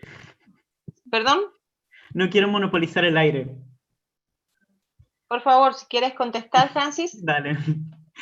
Creo que de la misma manera en que ciertas prácticas de violencia y de necropolítica pueden ser y se utilizan para invisibilizar problemas y dolencias y para sacarle nombre a cuerpos y para que hablemos de cuerpos como carne en vez de hablar de personas, ¿no? De la misma manera se utilizan como para espectacularizar. Y eso es una decisión política y es una decisión que termina ocurriendo que las personas y sus vidas son utilizadas para los intereses de otros poderes. Y el centro de foco acá no es el bienestar de estas personas, ¿no? Un poco si modificamos la pregunta que nos hiciste, Rebeca, al principio de la charla, ¿no? Preguntaría, ¿cómo es que operan las políticas del Estado, ya sea biopolíticas o necropolíticas, para que sus ciudadanos sean funcionales a sus intereses y al sistema económico? Y dentro de esto hay tanto prácticas de invisibilización como de espectacularización. Yo diría que mucho de lo que ocurre en Brasil, también como una persona que nunca ha ido a Brasil y lee las noticias, hay mucha práctica de espectacularización de la violencia, también de invisibilización. Sí, bueno, mira, hay varias preguntas más. Gracias, Francis. También hay algunos otros comentarios que me gustaría cerrar con eso, porque tengo una pregunta adicional para los cuatro, que parece relevante mencionar los hacinamientos, ¿no es cierto?, en barrios populares. Hay bloques de 24 familias, departamentos de 30 metros, ¿no es cierto? Les llaman algunos guetos, a otros no. No todos les llaman guetos en Chile.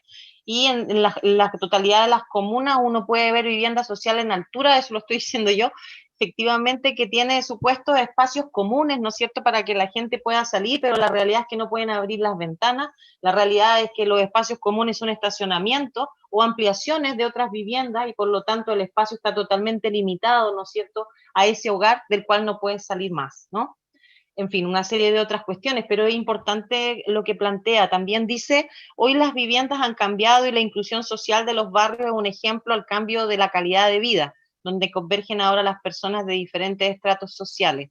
Bueno, como no es el tema del foro, sería importante también discutir sobre qué significa o qué espera, ¿no?, que sea la integración, la política de integración social, la ley de integración social, ¿no es cierto?, que se está llamando hoy, cuando no necesariamente está considerado, ¿no es cierto?, las diferencias de base estructurales que implican, no se trata solamente de mover gente pobre a donde vive gente más rica, sino que cómo se movilizan todos los recursos y las variables relevantes para que no se sigan normalizando las desigualdades, ¿no? Pareciera que cuando uno empieza a hablar de ciertas capas y reconocer esas diferentes corporalidades, como decía, o esas mismas realidades, como decía otro de los invitados, de algún modo las dejamos, ¿no?, desde una perspectiva inclusiva reconocidos, entonces podemos hacer políticas específicas, etcétera. Pero cómo se incluye una perspectiva interseccional en ese sentido y cómo además no se normaliza finalmente esas desigualdades que se manifiestan en la forma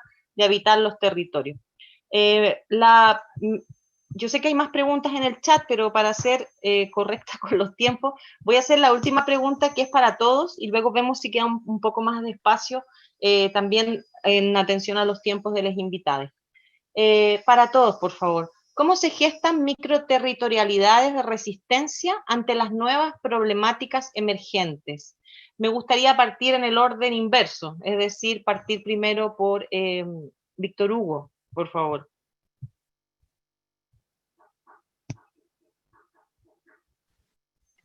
Bueno, la microresistencia es la que estamos dando en los barrios y los territorios, como explicitaba yo desde el principio. Digamos que aparece el hambre como una necesidad, pero también aparece como una gran oportunidad para reencontrarse, para alimentarse, no solo para alimentar el cuerpo, sino que para alimentar la lucha, para alimentar esa resistencia que no ha dejado las calles, como se dice, ¿no? Y que el estallido social, que es mucho más que estallido social, es un quiebre con el sistema neoliberal implantado por la dictadura cívico-militar, a través también de las industrias, de las empresas, de un sistema económico que sigue imperando en nuestro país y que ahora se abre una pequeña grieta a través de esta hermosa, diría yo, y muy bienvenida discusión, que el tema del 10% de la AFP. Ojalá pudiéramos sacar el 100%, no solo el 10%,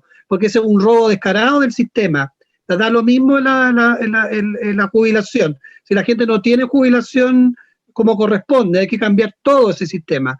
Así que ojalá que se apunte al 100%, no solamente al 10%, a mucho más, a que se quiebre ese sistema por completo. Entonces la resistencia está en esa lucha, en la necesidad de la gente de recuperar lo que ha sido usurpado por el sistema, incluso por los mismos parlamentarios que ahora hacen gárgaras de justicia social y de estar al lado del pueblo, incluyendo parlamentarios de derecha que parecieran ser incluso mucho más acogedores y mucho más sensibles con el hambre del pueblo. Entonces, ahí están las resistencias también en estos cuerpos que viven y que también enferman, porque el VIH no es solo una situación crónica, sino que también provoca enfermedades.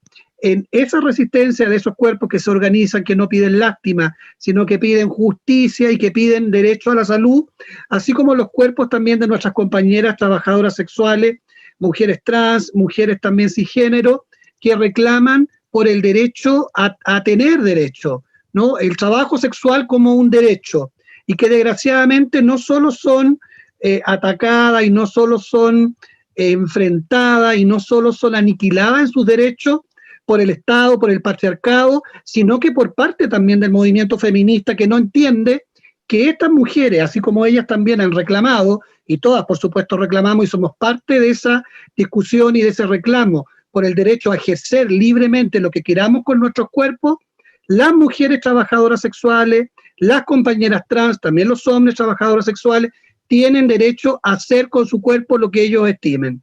Si eso es vender el cuerpo o no vender el cuerpo, eso lo podemos discutir en otro foro, pero tenemos que apuntar al derecho al trabajo sexual. El trabajo sexual como un trabajo, no solo un deseo, no es solo una calamidad, no es solo, como se dice, no lo único que pueden hacer las mujeres.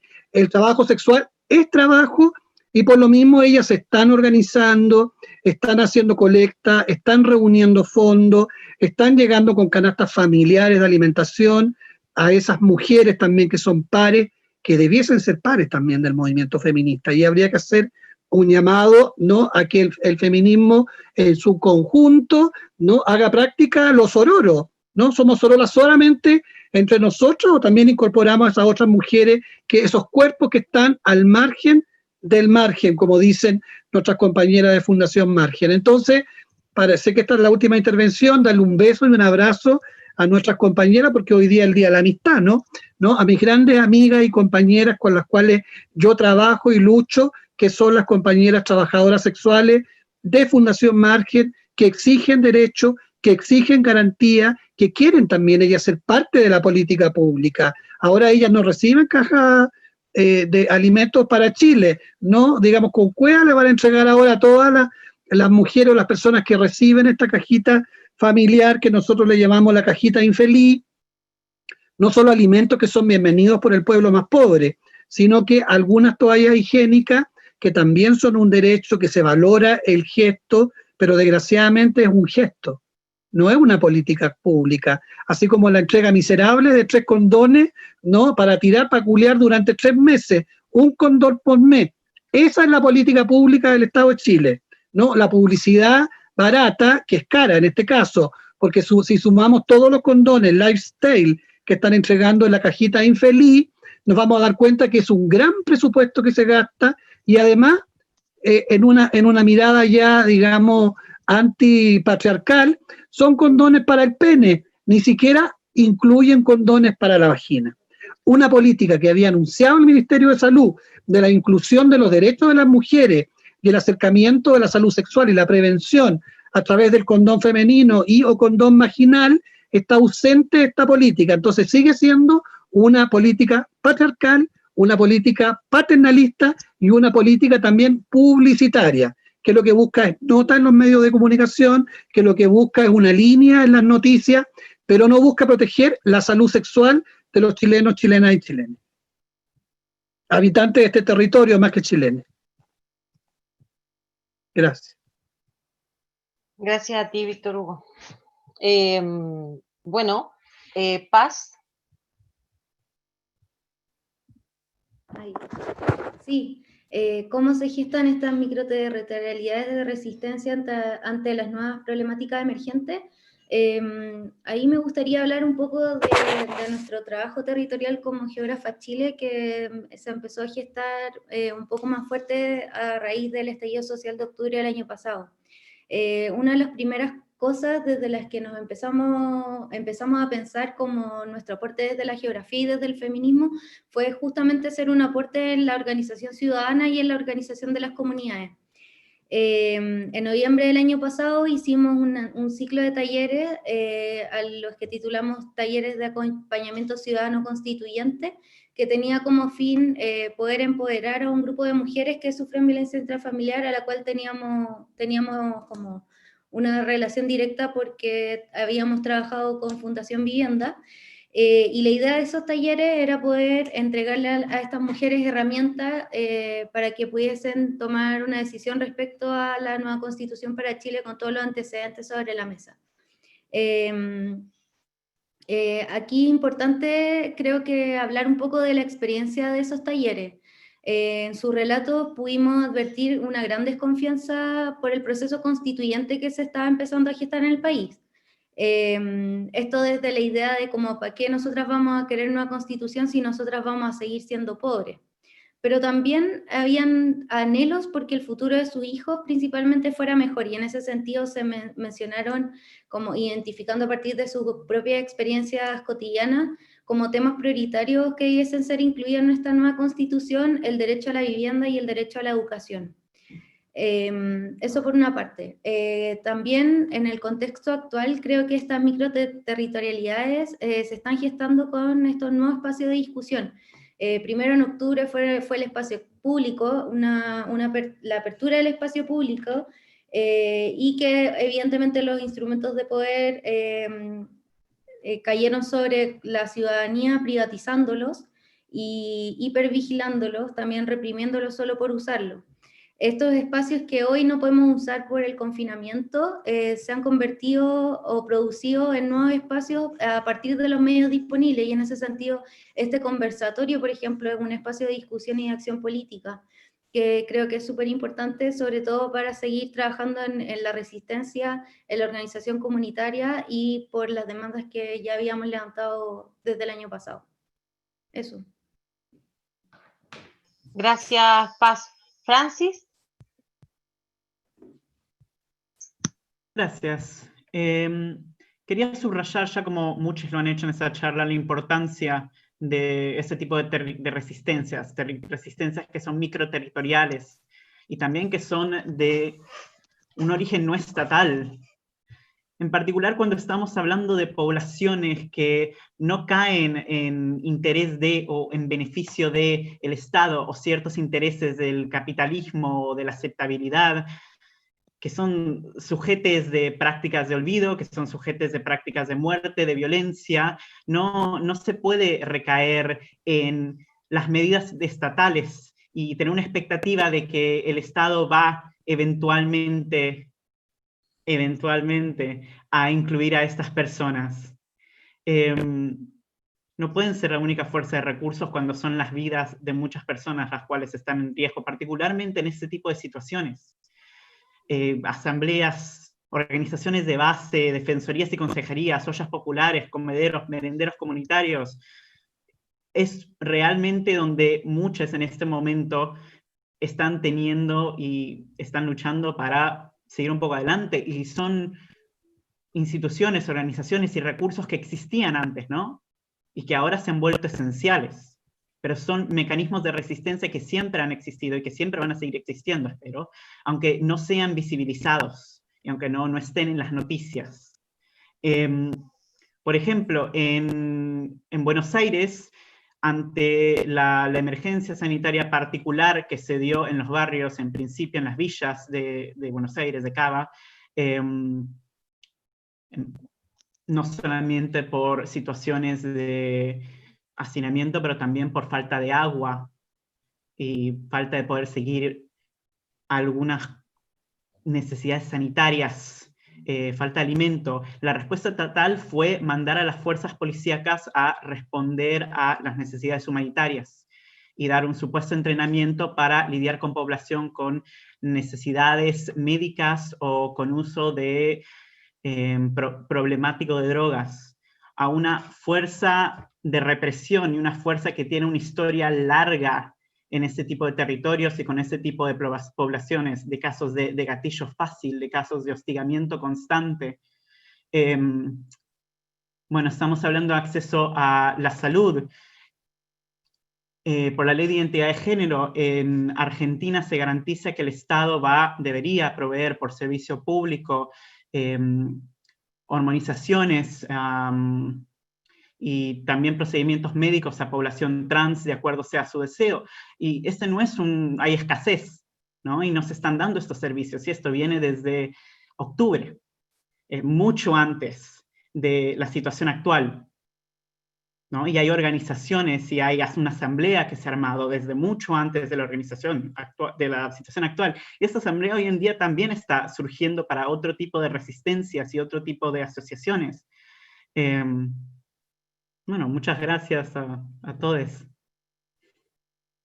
Sí, pero no se me vayan porque hay muchos comentarios, entonces igual era la última pregunta como prepensada, pero hay varias otras cosas. Y a propósito antes de darte la palabra, Lucía, disculpa, aprovechando lo que estaba comentando Francis, yo te había hecho el comentario de una compañera que planteaba para Francis, la necropolítica podría relacionarse a los desaparecidos en este contexto de pandemia, y ahí yo sumaría también esta idea de qué pasa, ¿no?, con los presos políticos. Nosotros tenemos en Chile presos políticos desde el periodo del 18 de octubre, que hasta el día de hoy siguen presos, ¿no?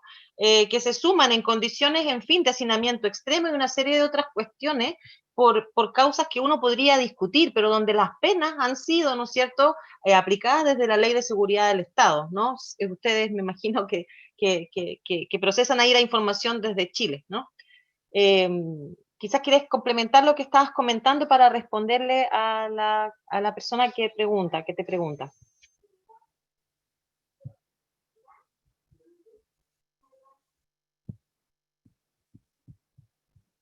Francis,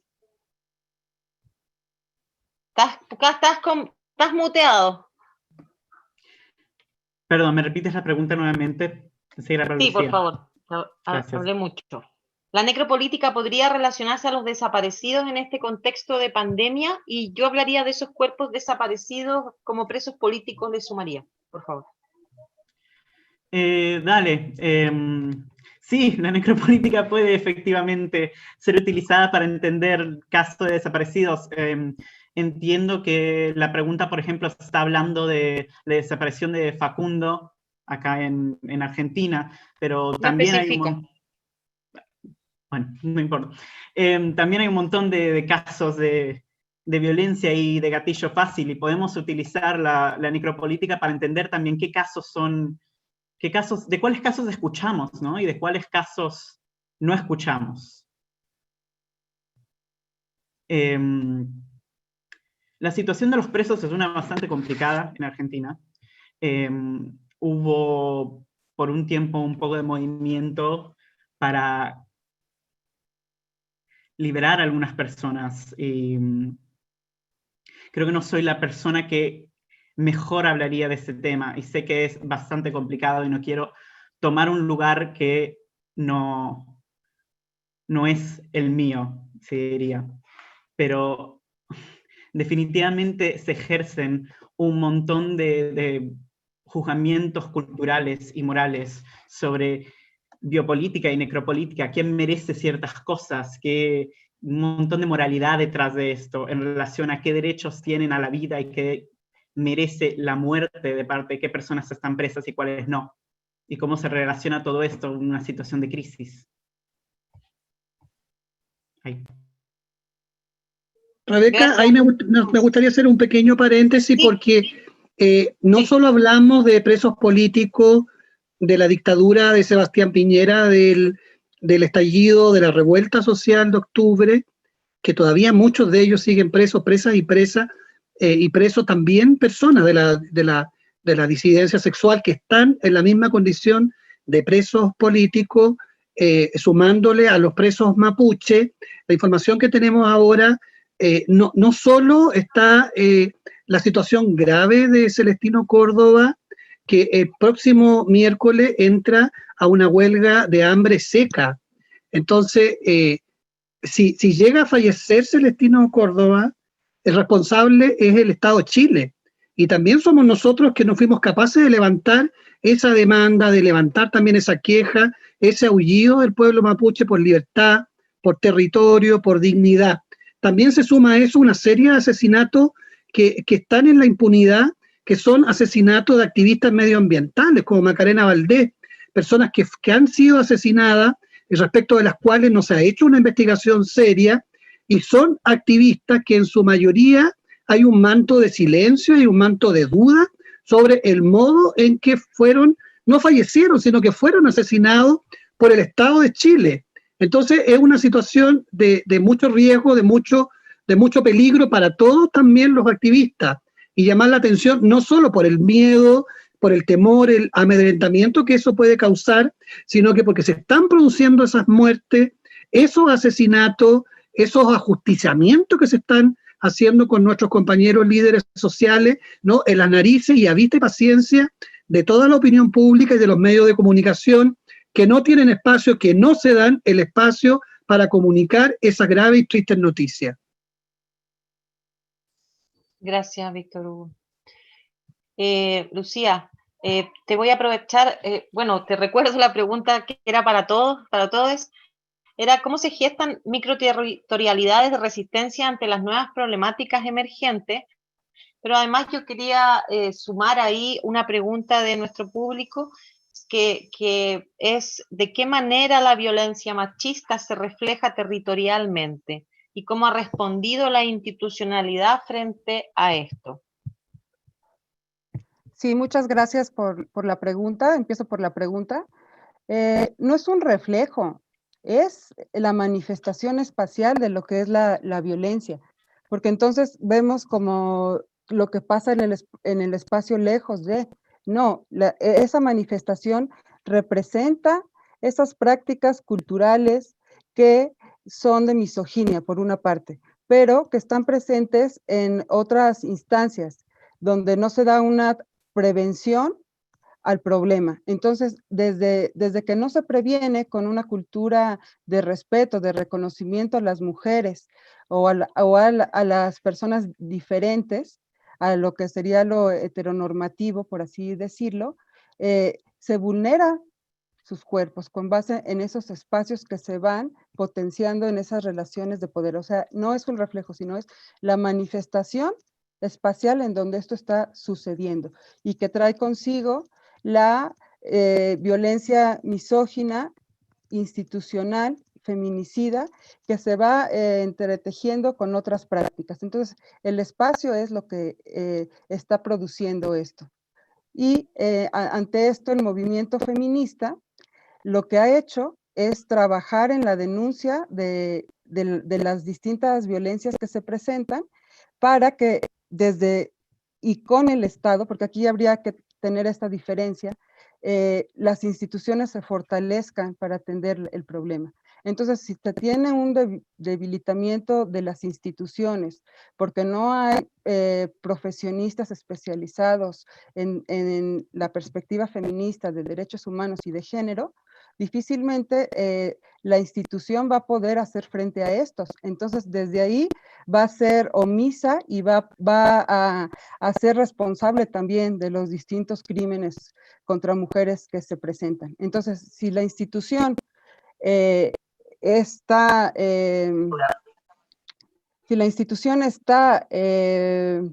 conformada por personal que no tiene una formación en estudios de género y qué es lo que está pasando en México, pues difícilmente va a poder hacer frente al problema en atención. Entonces, esto lo uniría yo como empezar a partir de lo que se está viviendo con el fortalecimiento de estos microterritorios que ustedes lo están planteando, yo lo diría como espacios.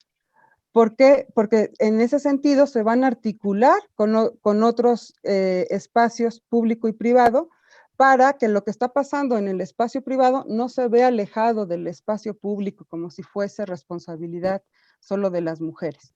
Entonces, mientras no se fortalezca el Estado y el Estado de Derecho y se vulneren las leyes construidas por las feministas, porque el Estado por arte de magia no lo va a hacer, el Estado por arte de magia es patriarcal, pero si se queda al margen y las feministas no están en la toma de decisiones, en las propuestas, pues difícilmente se va a incluir en la política y en los presupuestos etiquetados.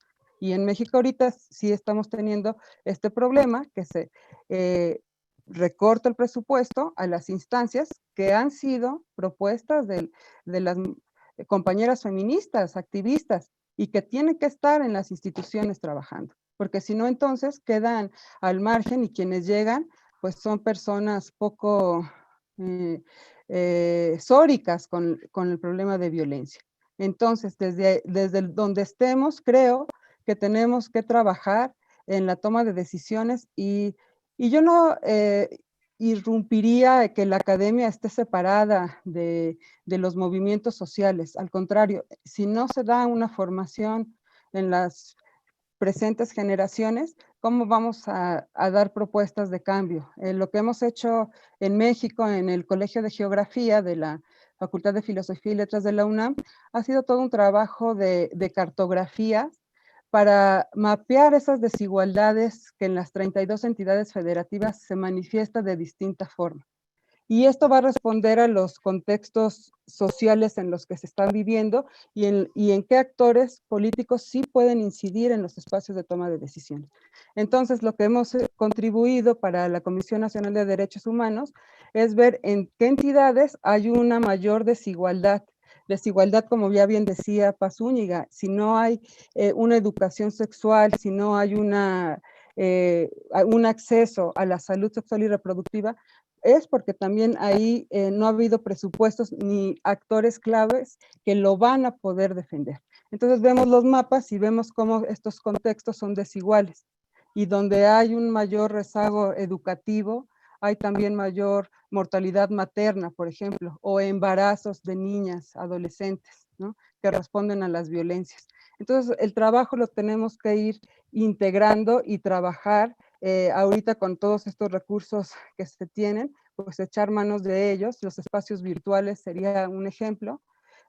Acaba de ser también la marcha del orgullo LGBTQ y las personas salieron a marchar en sus casas y se grabaron y entonces hicieron todo un festival desde el espacio privado. Entonces estas son formas de no desarticular lo que es el espacio privado del público. Lo que pasa en la persona, lo que pasa en el espacio privado es público y es político. Y desde ahí se tendrían que seguir tejiendo redes, porque sin redes y sin ese trabajo interconectado y posicionado políticamente, lejos se va a quedar de hacer valer todos los derechos para todas las personas. Y no hay ninguna persona que valga más que otra. Si bien somos diferentes por nuestras condiciones y orientaciones sexuales, todas y cada una valemos lo mismo, somos equivalentes. No hay una vida que valga más que la otra. Muchas gracias, Lucía. En honor a los tiempos y a la sorpresa que nos tiene preparado, bueno, Martín y el resto del equipo, quisiera solamente, bueno, en el chat hay múltiples comentarios, es muy rápido, de pronto no logro capturarlos todos, pero por ejemplo, este último plantea, ¿no es cierto?, cómo se invisibiliza, ¿no?, un fenómeno que se ha multiplicado, que ya lo tratábamos hace algunas preguntas atrás, la violencia en los hogares, pero en hogares diversos también, ¿no?, con un modelo de familia también diverso, con diferentes núcleos de integrantes, ¿no es cierto?, la violencia de hombre contra hombre o mujer contra mujer, de hombre con trans, entre otros, y cuál es la parte de una fracción de las violencias olvidadas, sobre todo en las instituciones gubernamentales, que al no dar solución a las violencias machistas, bueno, dan menos importancia al hecho y de algún modo se perpetúa, podríamos decir, ¿no? Hay varios otros comentarios, yo seleccioné dos en particular porque me parece que podrían quizás abordarlo como en una última breve vuelta los expositores, por si quieren despedirse o comentar algo más. Melina Guzmán en YouTube decía que la semana pasada vimos cómo la gente salió a la calle de nuevo para protestar por el 10% de la AFP, desafiando a los pacos y a los cuidados de la pandemia. ¿Qué opinan ustedes acerca de esto? Bueno, tremenda pregunta, ¿no es cierto? A propósito por otra parte, tenemos una pregunta sobre cuáles son sus opiniones respecto a que en Chile se experimente con la vacuna de COVID-19 en fase 3 con 10.000 cuerpas voluntarias y a la población se le informa como un beneficio. Lo preguntan otra persona. Me gustaría abrir la palabra para, como digo, puedan dar una vuelta libre los cuatro, poder despedirse quizás, si quieren, antes de la sorpresa, ¿no? Bueno, muchas gracias muchas gracias por la invitación a Martín, a Rebeca, a Magdalena, a Natalia, a los otros expositores también, a Paz, a Lucía y a Francis. Particularmente saludar a todos los compañeros y compañeras de la diversidad sexual que se han integrado a este foro aquí en la Universidad de Chile, particularmente a Eric Salina, que reclama más integración y no acudir a los extremos, pero mira, los extremos son necesarios muchas veces para hacer ver también las incomodidades del centro. Así que orgulloso de ser extremista de la diversidad LGTBI, y desde ese lugar seguiremos resistiendo. Así como también orgulloso de tener a nuestro querido amigo Marcos Ruiz Delgado, que desde la comuna de Recoleta, o conocida como Ricolita, nos está escuchando y está siguiendo este foro. Marcos Ruiz también es un cuerpo en resistencia. Hace muy poco estuvo muy mal de salud, la verdad es que estuvo entre los vivos y los muertos, pero aquí lo tenemos más vivo que nunca, siempre vivo, nunca en vivo, escuchando este foro. Él es parte también de los recursos de protección, él es el recurso de protección número 9 de la Corte de Apelaciones de San Miguel, un recurso que está siendo batallado en contra de su posición, no solo del Ministerio de Salud, sino que del Consejo de Defensa del Estado, que nos ha declarado la guerra, como que si nosotros fuéramos un problema para el Estado de Chile. Ojalá que fuese así, pues este Estado indolente sí somos enemigos. Y finalmente, un saludo a nuestra querida amiga Amaranta Gómez, regalado a través de Lucía.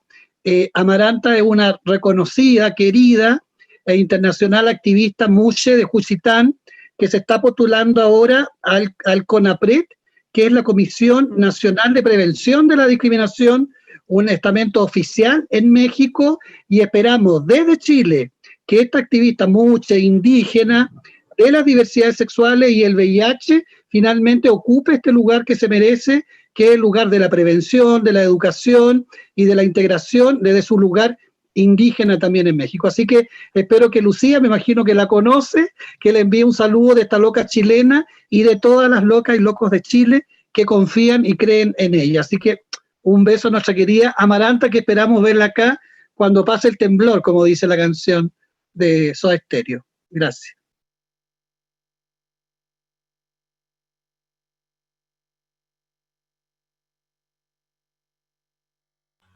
Rebeca, estás sin... Prende tu micrófono. Perdón, yo le decía a Lucía que no. Bueno, Víctor Hugo, muchas gracias. Decía que quizás Lucía quieres aprovechar que te dejó ahí la posta, Víctor Hugo. Sí, gracias, Víctor Hugo. Pues sí, efectivamente, ahora quien tome este cargo va a ser por alguna mujer indígena, y justamente confiamos en que el trabajo de quien llegue, porque todas las que están siendo postuladas tienen una trayectoria bien importante en los derechos de las comunidades de los pueblos originarios y en especial de las mujeres. Y Amaranta en particular, pues por su disidencia sexual, pues va a representar a la agenda política de las personas de las disidencias sexuales de los grupos originarios.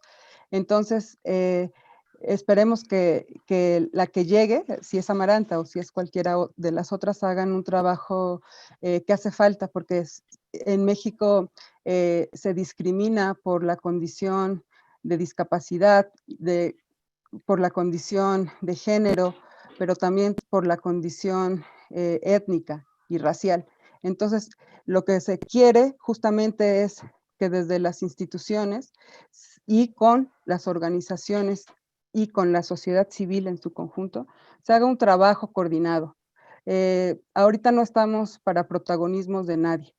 Ahorita lo que nos interesa es echar a andar una vida libre de violencia para todas las personas, para todas las mujeres, para todas las niñas, para todos los niños, sin que esté de por medio estas diferencias. Como yo decía hace rato, queremos un espacio para todas y todos, queremos una vida libre y digna para todas las personas. Y eso sería mi mensaje, y les mando un abrazo a todas y todes. Gracias, Lucía. No sé si Paz o Francis. ¿Paz? ¿Francis? ¿Francis Paz? Vamos. Nada, más que quisiera hacer como una reflexión final, y tiene que ver igual con la última pregunta que nos hiciste, Rebeca, que es que la importancia de que podamos articular estos nuevos microterritorios, podamos seguir trabajando desde estos espacios que si bien nos tienen tan alejados, son importantes, porque pese a que el espacio virtual en el fondo es revolucionario, pero también es totalmente reaccionario, y en ese sentido nosotras como Geógrafa Chile tenemos bastante cuidado en trabajar con los datos, incluso en vincularnos con ciertas noticias que de repente pueden ser fake news, etcétera. En el fondo, trabajar con datos que sean reales y que nos sirvan para seguir avanzando en los propósitos que nos hemos propuesto como organización. Esto es que los espacios cada vez sean más igualitarios y feministas. Eso, en realidad quería agradecerles a todos por la instancia.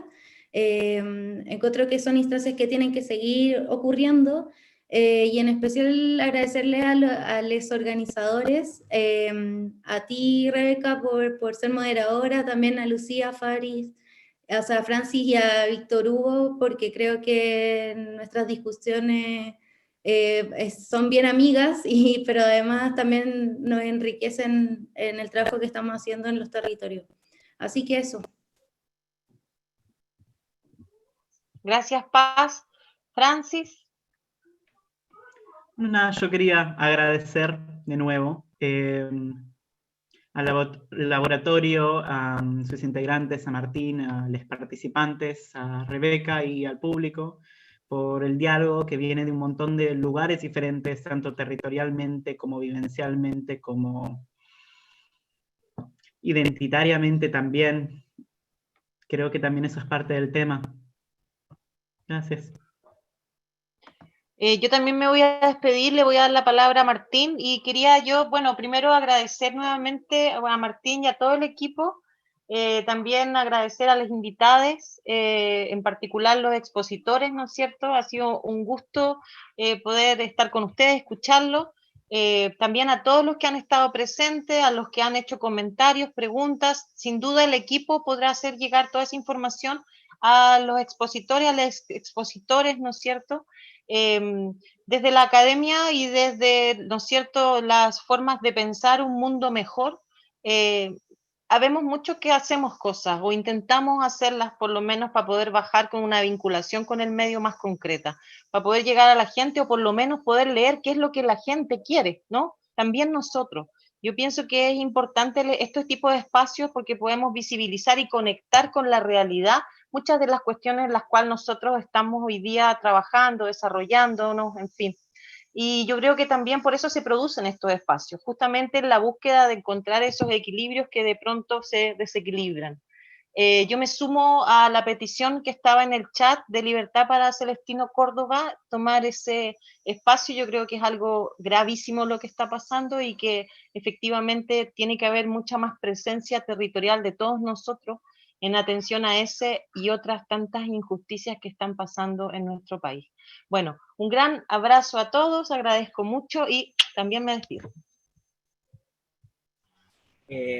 Como me dejó la palabra, ¿cierto?, mi compañera Rebeca, yo igual quería hacer una reflexión final antes de invitar a la performance, por supuesto, y dejarles desde ya invitadas a todos para que mañana sigan en el foro. Mañana toca miradas anticoloniales con geografías negras e indígenas. Y antes de la performance, que va a estar bastante interesante, ahí Octavio también dejó, si es que quieren hacer algún aporte a la persona de la performance, también siempre es bienvenido, en especial en tiempos de pandemia. Y mi reflexión va muy desde la mano de Lucía, el hecho de que yo creo que es posible traer justamente las realidades a la academia y dejar de que la academia sea solamente un montón de gente que se lee entre sí misma, y creo que a eso deberíamos apuntar y ante ello poder generar justamente ante espacios como este, que son tan importantes finalmente, en donde el activismo pueda justamente colocar cuáles son aquellas interrogantes que están en el espacio, aquellas que a veces parecen ser tan invisibles para una academia y para ciertas esferas que son indolentes ante el dolor, digamos, que existe en las calles. Entonces, ante eso, solamente dejar esa reflexión final, y le dejo el poder a Magda para que ella pueda entregarnos, digamos, esta última parte final, agradecer completamente al público, agradecer a cada uno de los panelistas. Fueron geniales, gracias por estar aquí y gracias a todas las personas que se quedaron hasta el final. Bueno, muchas gracias por haber puesto en tensión tanta tanto conocimiento que está dando vuelta y lo que es súper interesante, poder conectar todos los lugares en los cuales nos encontramos, que un poco gracias a la pandemia estamos conectándonos, estamos generando redes a pesar de que estamos súper alejados. Ahora voy a transmitir la performance.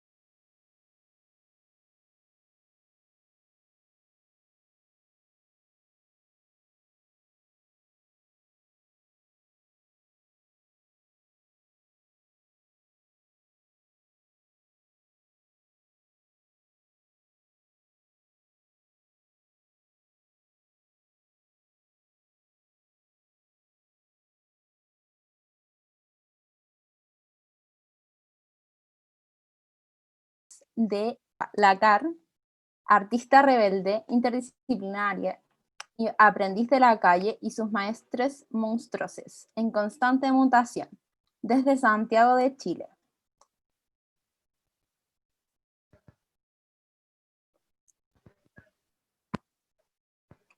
Tengo coronavirus, porque aunque parece ser que la enfermedad aún no ha entrado por mi cuerpo, gente amada la tiene, porque el coronavirus está atravesando ciudades por las que he pasado en las últimas semanas, porque el coronavirus ha cambiado con un trinar de dedos, como si de un milagro, una catástrofe, una tragedia sin remedio se tratara.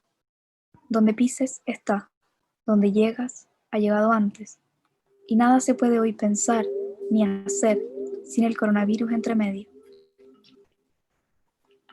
Lo que está claro es que el coronavirus, más que una enfermedad, parece ser una forma de dictadura mundial multigubernamental, policíaca y militar. El coronavirus es un miedo al contagio.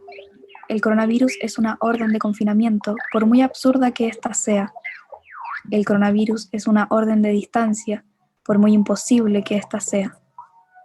El coronavirus es un permiso de supresión de todas las libertades que a título de protección se extiende sin derecho a réplica ni cuestionamiento. El coronavirus es la eliminación del espacio social más vital, más democrático y más importante de nuestras vidas, como es la calle. Ese afuera que virtualmente no debemos atravesar y que en muchos casos era el único espacio que nos quedaba. El coronavirus es el dominio de la vida virtual, tienes que estar pegada a una red para comunicarte y saberte en sociedad. El coronavirus es la militarización de la vida social. Es lo más parecido a una dictadura donde no hay información, sino en porciones calculadas para producir miedo. El coronavirus es un arma de destrucción y prohibición, aparentemente legítima, de la protesta social, donde nos dicen que lo más peligroso es juntarnos y reunirnos. El coronavirus podría ser el holocausto del siglo XXI, para generar un exterminio masivo de personas que morirán y están muriendo, porque sus cuerpos no resisten la enfermedad, y los sistemas de salud, les y los han clasificado bajo una lógica darwiniana como parte de quienes no tienen utilidad y por eso deben morir.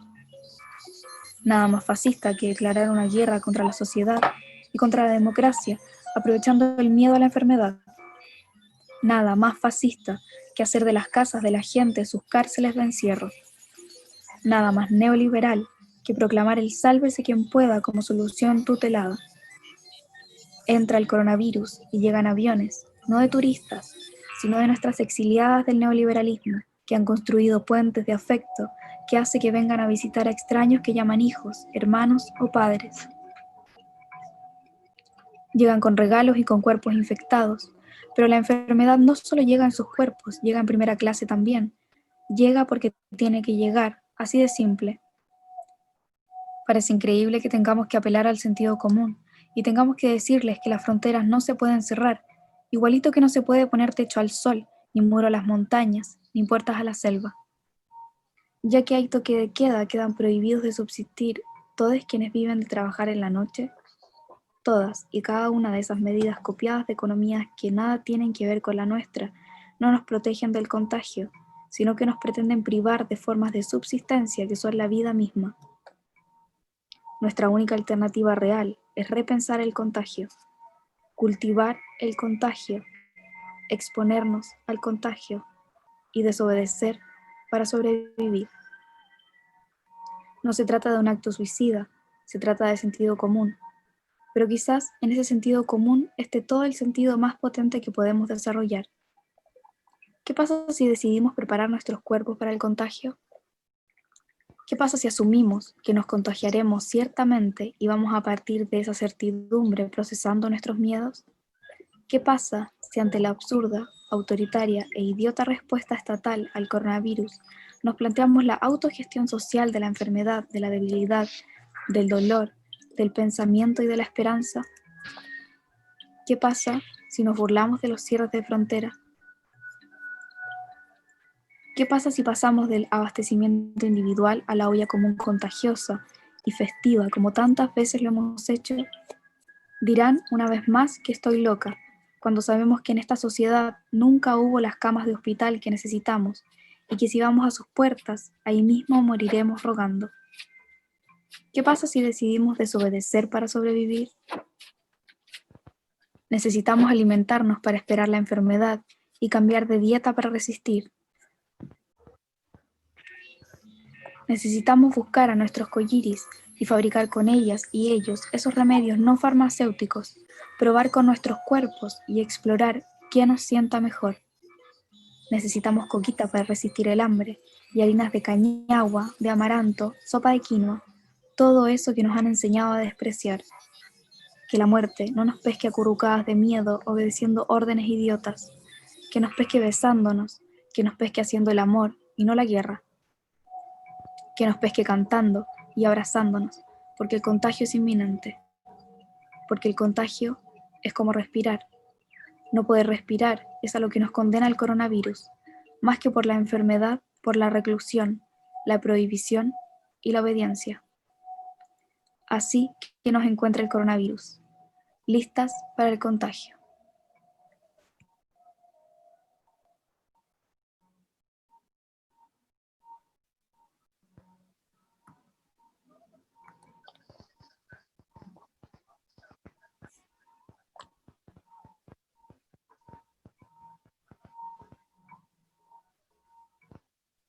Muchas gracias a la carnicera por compartirnos su performance. Muchas gracias a todos los invitados desde todos los países que nos acompañaron: Argentina, México. Voy a decir la cuenta de la performer, a ver si es que desean aportar voluntariamente. Sus datos son cuenta RUT Banco Estado, RUT 18-702-928-7. Les dejamos muy invitados a el ciclo de conversaciones pendientes que va a estar transmitiéndose mediante Zoom y YouTube hasta el 24 de julio. Pueden revisar nuestros cronogramas en Facebook, Cuerpos X, o en Instagram con el mismo nombre. Súper, muchas gracias por acompañarnos. Les mandamos un abrazo muy grande y nos estamos viendo durante los próximos conversatorios que quedan durante esta semana. Muchas gracias. Gracias, hasta luego.